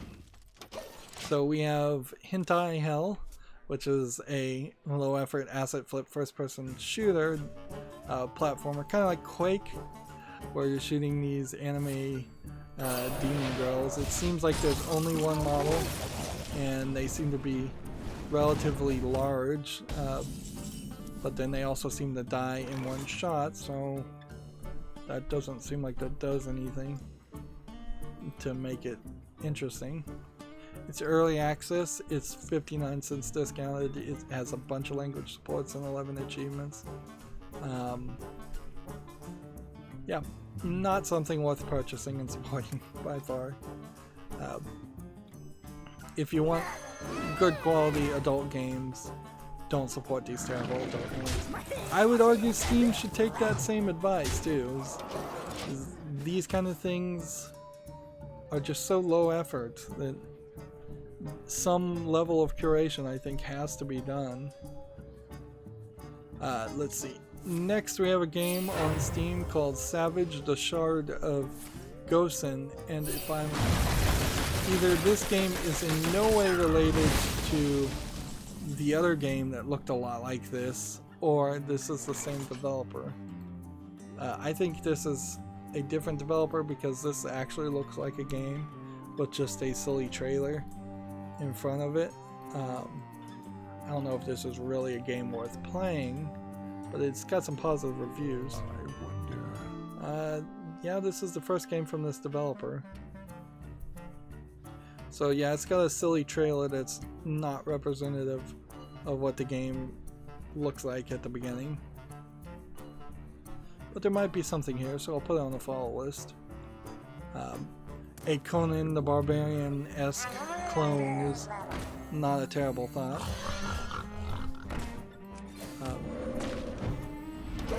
And that's where what I feel like it probably is something heavily inspired by Conan the Barbarian or the old Conan movies. So this is weird. Apparently several of the Serious Sam games were re-released to Steam. I don't know why, but they showed up on What's on Steam again. Maybe they changed the name. So Serious Sam Classics, The Second Encounter, was re-released to Steam. You can see I already own it. I believe I own everything made by Crow Team. So yeah, maybe I'll get around to playing it. But why there was an announcement on the API that said there's a new version, or it was just released in particular, I don't know. My guess is they probably changed the name to Serious Sam Classic, where before it was called Serious Sam The Second Encounter. Same is true for this game, Serious Sam Classic The First Encounter. A name change should not trigger the API to say it's a new game, but whatever. Again, same is true for this game, Serious Sam Classics. Now this one says Classics with an S, Revolution, where the others had been. Apparently I didn't buy this game that was most recent, so I could complete my bundle there. Let's look at that game while we're here. Serious Sam Tormental, which is a top-down twin-stick shooter. Yeah, it's on the following list and it's on easy early access, so that's why it's not on the wish list yet. Yeah, not really at the position where I should be. I have extra time to talk about games being re-released. Alright.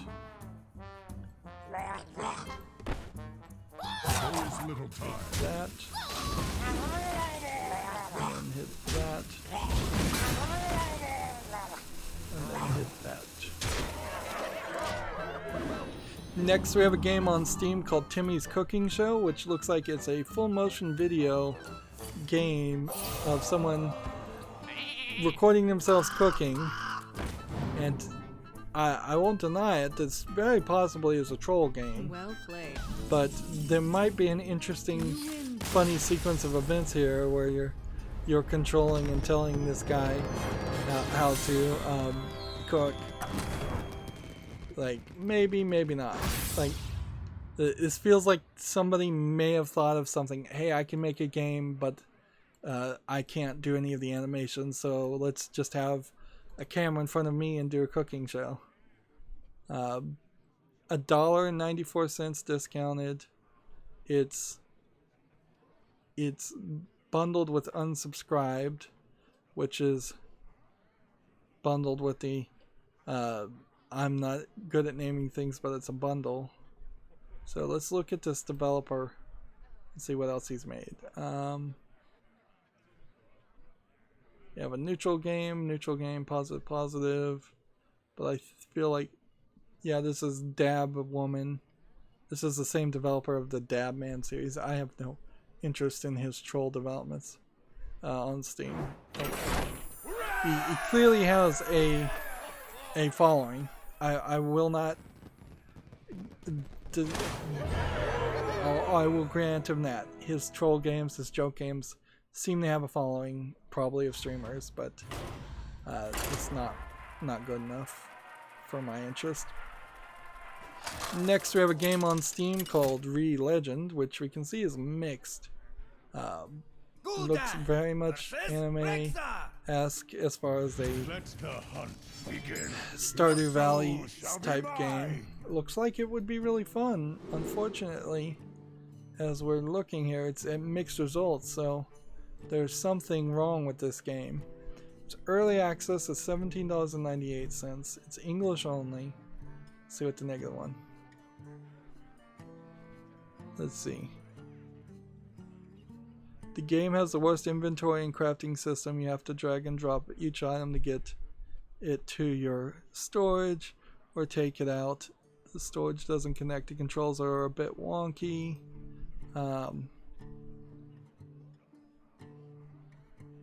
And there's quest desyncing, apparently. So just bugs upon bugs upon bugs, it seems, are the problem.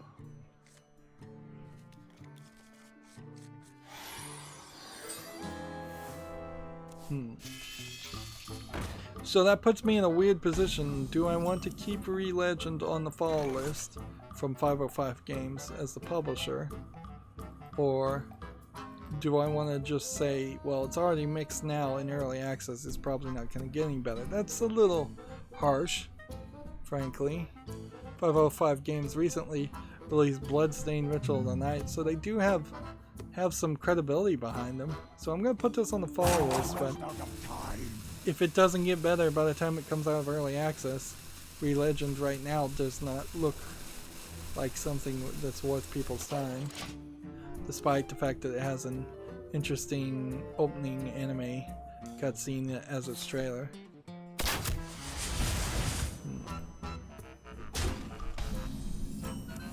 Let's see. Next, we have a game on Steam called Direwolf, which I believe is a video game version of the card game Werewolf. And they're just trying not to get copyright struck. So this is early access. I'll say it doesn't look amazingly great on the graphics in some places. And I think this is multiplayer only. So it's not a game that's really going to work for me. You also should take some credibility away for the in-app items you can purchase. They want it. You can purchase it for $4.79, but then there's this supporters package, which who knows what that is. Put this apple on your head. Why do you fall? Let's see. There's a level editor. There's in-app purchases. There's 34 Steam trading cards. I would question, again, Tabletop Simulator here. Instead of playing Werewolf through this game called Direwolf, why not just play it on Tabletop Simulator, and then you'd have a lot more expandability. And frankly, if you're going to play Werewolf, you have to have a bunch of friends around too. And that's often a problem, to say the least. Why do you Put that in the wrong place at the wrong time. as you command? So Direwolf's not for me. It may be for other people though, so I wouldn't dismiss it immediately. Next, we have a game on Steam called Maze that's made in Unreal Engine. It's one of these new games that uses that Unity or Unreal Maze generator. That being said, this one actually looks a little bit better, I think. So that there might be something here. There probably isn't. but yeah, you're getting different textures, you're getting different things. They're still probably all texture asset flips. It seems like there's some patterns that maybe select different levels, or maybe that there's some tricks or elements here that makes this more than just a random maze wandering game. I think though, even if it had a lot of other elements, the fact that it's mostly a maze wandering game is the problem that I would have with this. I'd be bored in 5 minutes. Since early access, it's $8.99. It's English and Chinese, full audio for both. Yeah. Again, not a cheap Chinese game. I wouldn't call it that, but not really a item that I would seriously. Every single time it missed. I played like 4 cards and it missed every time. Yeah, so Maze isn't going to the fall list. And almost in the exact same intriguing way, we have this Unity game called Codebreakers, where potentially it could be super annoying. And undoubtedly you have here a game that's not very visual, because you are going to actually try to do character replacement, code breaking mechanics, and that is that. Or some kind of other code breaking mechanics on top of just standard Caesar's code, I think is what it's called. You do some Morse code, you decode binary and hexadecimal, some basic code things. Although encoding something in a standard format is slightly different than decoding something that's been encrypted or encoded to intentionally deceive people or hide the message from people.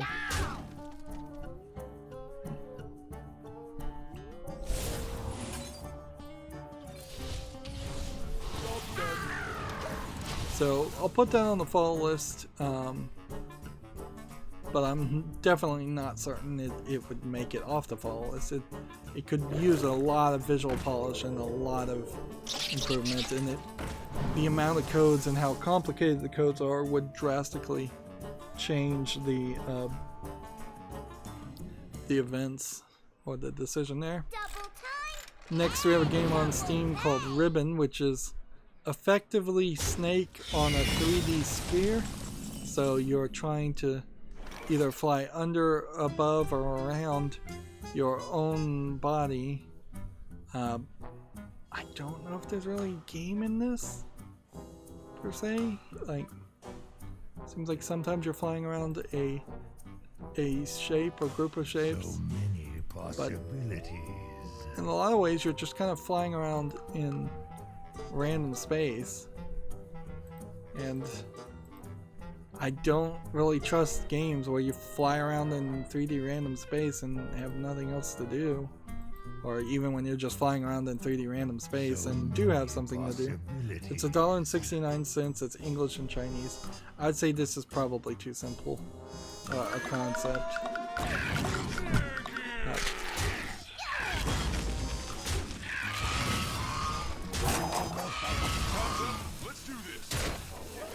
So yeah, Ribbon's not making it to the fall list. What I think is making it to the fall list is Blair Witch. We're getting mixed reviews right now. It's $26.99 discounted. There's a Blair Witch film bundle with it. There's also the Bloober Team Horror Collection, which would include Layers of Fear, Observer, and so these are all made by Bloober. English, full audio, and a bunch of languages. Let's see if we can... Metacritic is giving it a 74, which is yellow. Let's see. If you're a fan of the Blair Witch films and pressing W for long periods of time, this game is for you. If not, you might want to wait for this one to go on sale. Pros, amazing atmosphere, and at times your best friend in the game is a cute dog, decent gore and violence, good voice acting and sound design, multiple endings.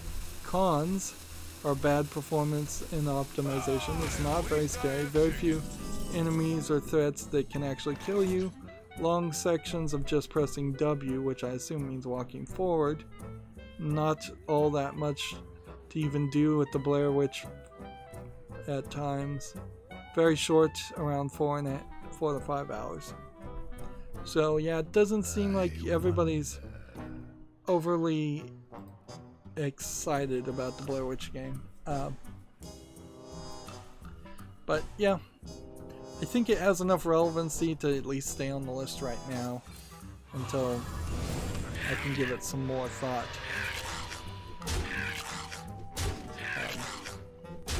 We'll see if maybe there's some patches or changes to it.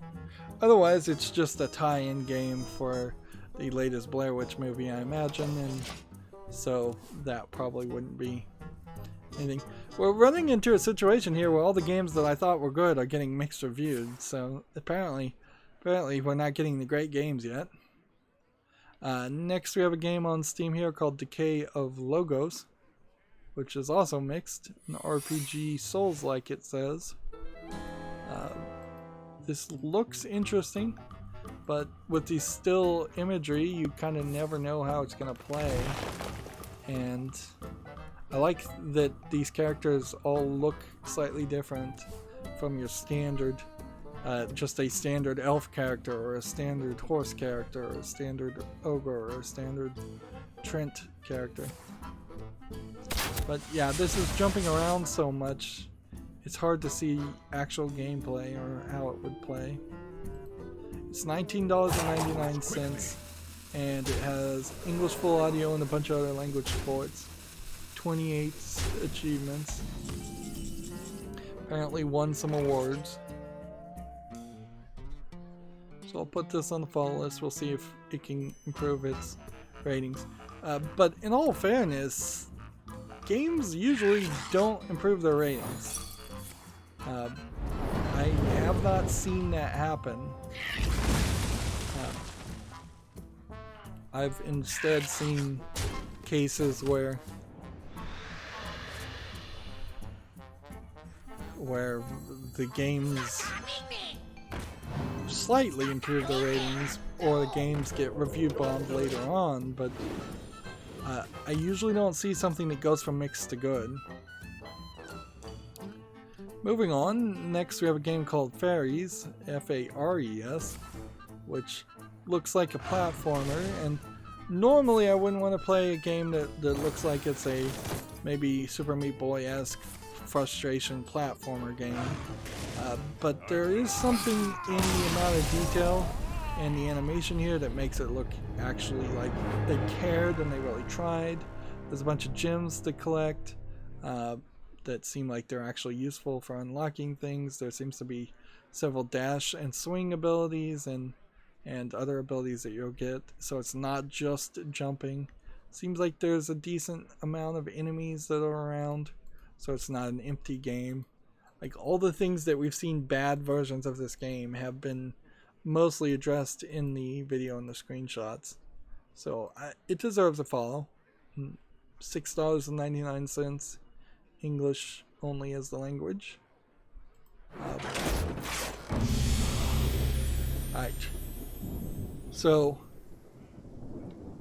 at this point, let's see what I want to do. I think I'm done.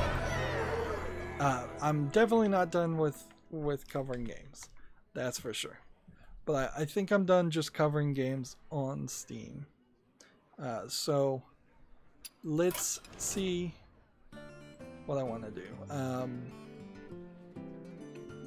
1, 2, 3, 4, 5, 6, 7, 8, 9, 10, 11, 12, 13, 14, 15, 16, 17, 18, 19, 20, 21, 22, 23, 24, 25, 26, 27, 28, 29, 30, 31, 32, 33, 34, 35, 36, 37, 38, 39, 40 games before I get to the end of my tabs. Then we go to 41. Now I can't even see the tabs. 42, 3, 4, 5, 6, 7, 8, 9, 10, 11. So we're now at 51, 52, 3, 4, 5, 6, 7, 8, 9, 10, 11, 61, 2, 3, 4, 5, 6, 7, 8, 9, 10, 11, 60, 71. Okay. Yeah, there's about 80 more games to cover that I don't want to cover right now. So let's see. Let's just cover the news and then kind of wrap up here. Epic Games Store tweeted out, Control, the game I wish I was playing right now. The Celeste is free. That's not what they tweeted out that was important though. I believe they tweeted out that the Epic Games Store was fixed. Yeah. August 31st update. Players should no longer experience issues launching titles from the Epic Games Store. Thanks you for your patience. So, we are aware of players may experience issue launching some titles from the Epic Games Store. We're working on the solution. So their DRM is so restrictive that they can, if their servers are down, you can't play your games, is what's important to take from that. Like, there's clearly something about the way their DRM works that you cannot launch a game offline, and that's unacceptable. Any non-online game that requires online game for gameplay on Steam pretty much will launch in offline mode just fine. I don't think you would lose your DRM rights to the game if you stayed in offline mode for probably 30 days, 90 days even, would be my guess. I should do some research and actually find out the exact time. But yeah, if all of a sudden instantaneously a server goes down and everybody can't play their games, that's a problem. Moving on, TechRaptor has an article. Gearbox unveils new Borderlands 3 in-game content. I believe there's also some Borderlands 2 content that they put out. So yeah, they're still trying to get the hype up. That being said, I can't really care anymore. Like, because Borderlands 3, because of 2K's actions of DMCAing, false DMCAing streamers has happened, they're blacklisted, so I'm not going to cover Borderlands 3, and because I'm not going to cover it, I kind of don't care about it at all. So in-game or not, like, I don't think I'm ever buying the game. I don't think I'm waiting 6 months past the Epic Store exclusive and then buying it. I don't think I'm ever buying it, and I don't think I'm ever playing the pre-sequel, even though I own it. Because why even get hyped about it? Why even care as a streamer when you can't cover it? Why care when all the garbage, there's been so much garbage around Borderlands 3 that did not need to be there. They've created so much negative press for themselves. There's no reason to cover that or play it. And I can't really tell anybody else to boycott it, but you probably should consider boycotting it. If there ever was a case for a game to be boycotted, Borderlands 3 is it. And it's going to be a painful one. A painful boycott, definitely. But they've made the case for it.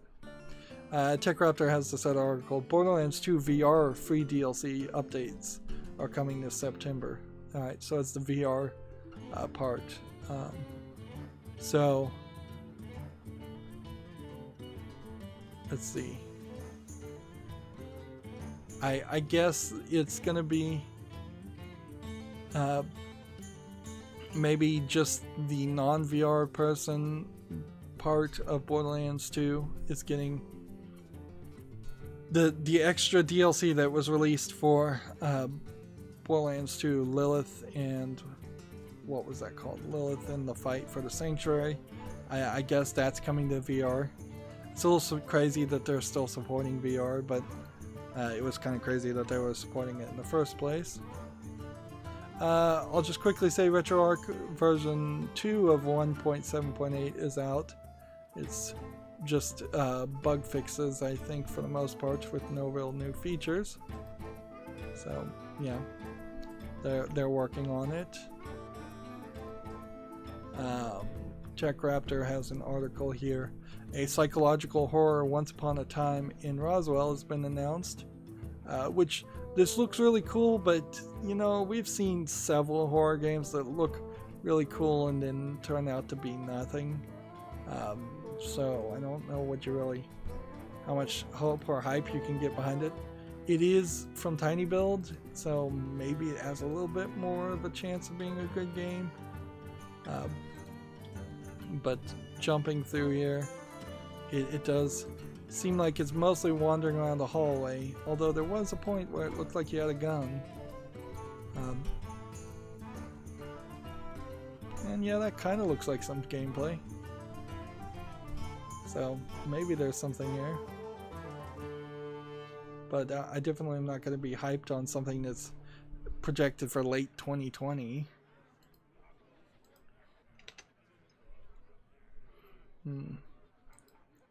Let's see. TechRaptor has another article.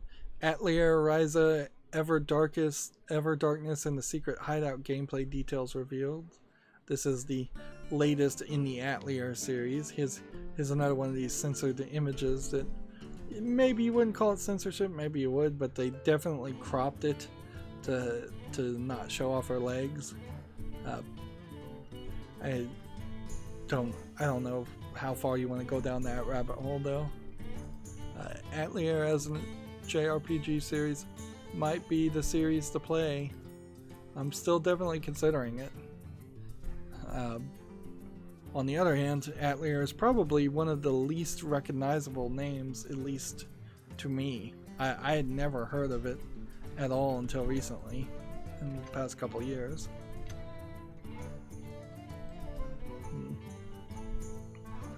Apparently, TechRaptor is giving away the game Down to Hell. Never heard of this game, so I'll do some more research. Or they're linking to a giveaway.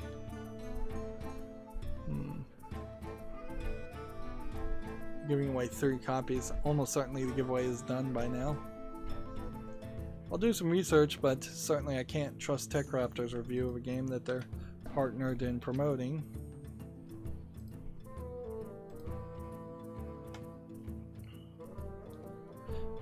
TechRaptor has another article. Untitled Goose Game takes flight and makes mischief September 20th. This game has been talked about quite a bit over the past few years. It really needs to come out and be alright. It just needs to be pretty good for its launch price of $14.99 and then its eventual sale for $20. Again, probably an indie darling game that is getting way more promotion than it deserves. Here we have TechRaptor doing an article talking about Children of Morta again, how Dead Mage created the art for Children of Morta, which, again, that's advertisement. This is clearly paid advertisement. But yeah, Children of Morta does look interesting. And I'm just trying to get through everything else.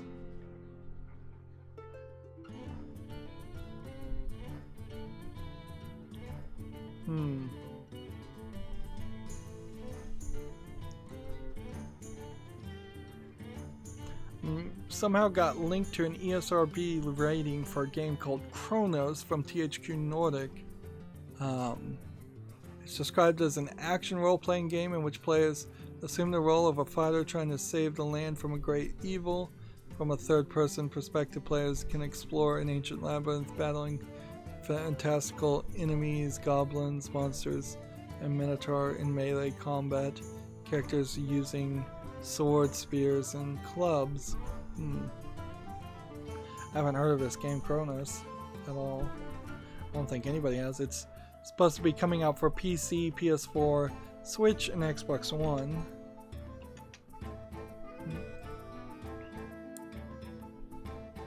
Let's see, just trying to cover all the news and then we'll wrap up.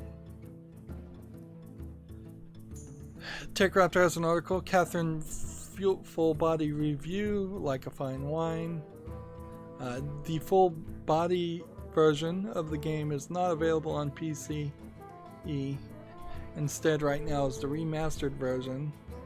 The full body version might come to PC, and at that point I might cover it, but there's also the possibility I wouldn't, because I don't know if they would allow streaming, or if all of it would be YouTube family friendly. But they gave it an 8.5 great. People that like the Catherine series are gonna like the remake with new story elements, remix stages, and compelling characters. The fan service is a bit much according to a con, and puzzles aren't for everyone. Okay, fair enough. Is that really a con to complain about for either one of those? Because they're pretty obvious, even on the front of the game, that it's an adult themed puzzle game.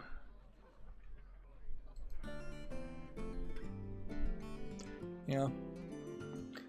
Imagine complaining about Halo because first-person shooting isn't for everybody.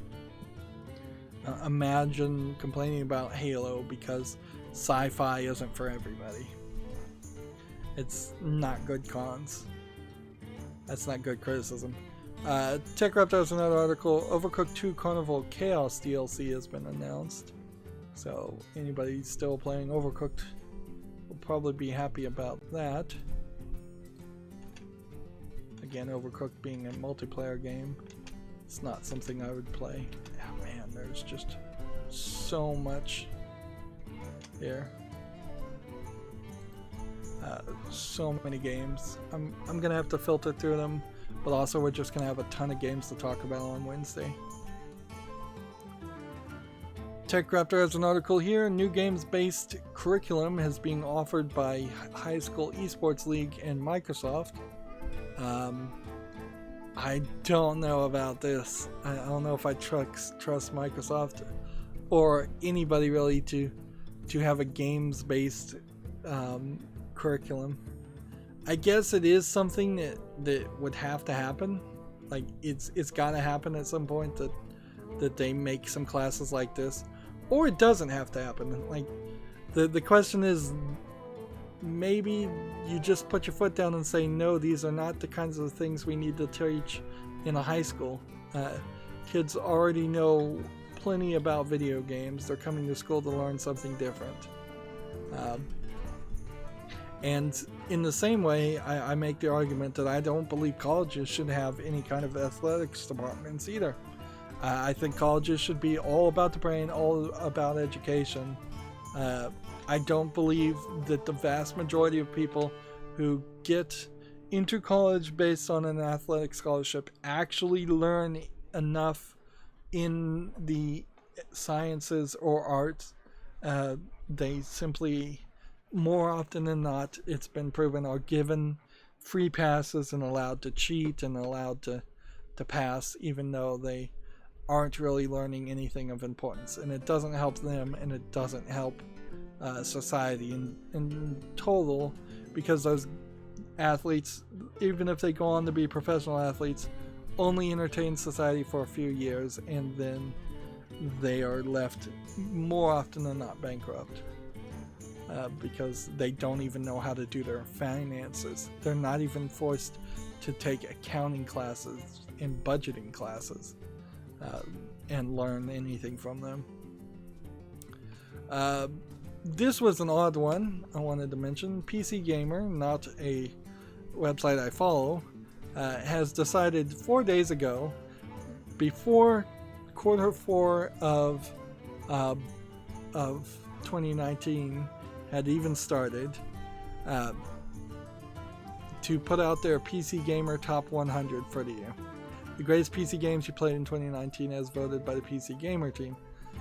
I suppose at a certain point you might have to say something like this, but why make it annualized at that point? And why not do this in January? January is like the slowest time possible. So you do your Game of the Years in December, and then you expand your Game of the Year out from the top 10 you talk about at the Game of the Year, and you say your top 100 games of that year were actually this. Or at least do this 6 months into the year, not 9 months into the year. So they have this long list, which like Grim Fandango Remastered is number 100, and then Battle Brothers is a game I've not heard of, and yeah, I'm probably not going to spend the effort to scroll through all 100 of these games, many of which are incredibly old games and did not get released or updated in any way. Hearthstone apparently is 91, where it was 39 last time. It has dropped considerably. That is something to be done. And this is a listicle page, so you just have to click the next page 10 times to see everything. Just like, why are you wasting your time with this? You should be busy doing other things, PC Gamer. There are games out there. And I don't think I'd be buying any Humble Bundle games anytime soon. I am in save my money mode for a very long time now. End of the year, maybe next year, maybe a couple of years. But I'm at the Humble Bundle now, after skipping over probably 100 games. Let's see, there's a bundle here called the Become a Game Developer Bundle, which is not video games, it's educational stuff to become a game developer. I would be iffy about that. There's a games bundle here called the Spooky Horror 2019 bundle.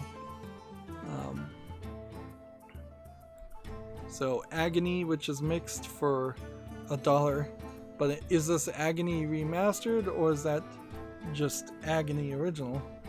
Butcher and Town of Light. Butcher is very positive. The Town of Light is very positive. I like horror games, so for $1 that would be a decent deal. And then if you go over the average of $4.36 right now, you get Darkwood and Beholder 2 and Pacify. All of these are like mostly jump scare games. And if you go $10 or more, you get Inside. And that's not a bad deal. $10 for Inside alone, and then getting several other kind of horror games. Not a terrible bundle.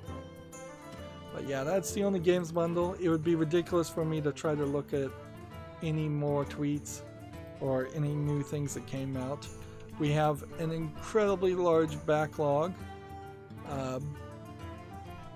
Apparently I am running into either network congestion or rendering congestion,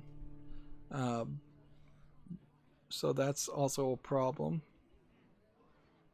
So yeah, this may have been a bad stream. This may be a bad recording. This was definitely an experiment.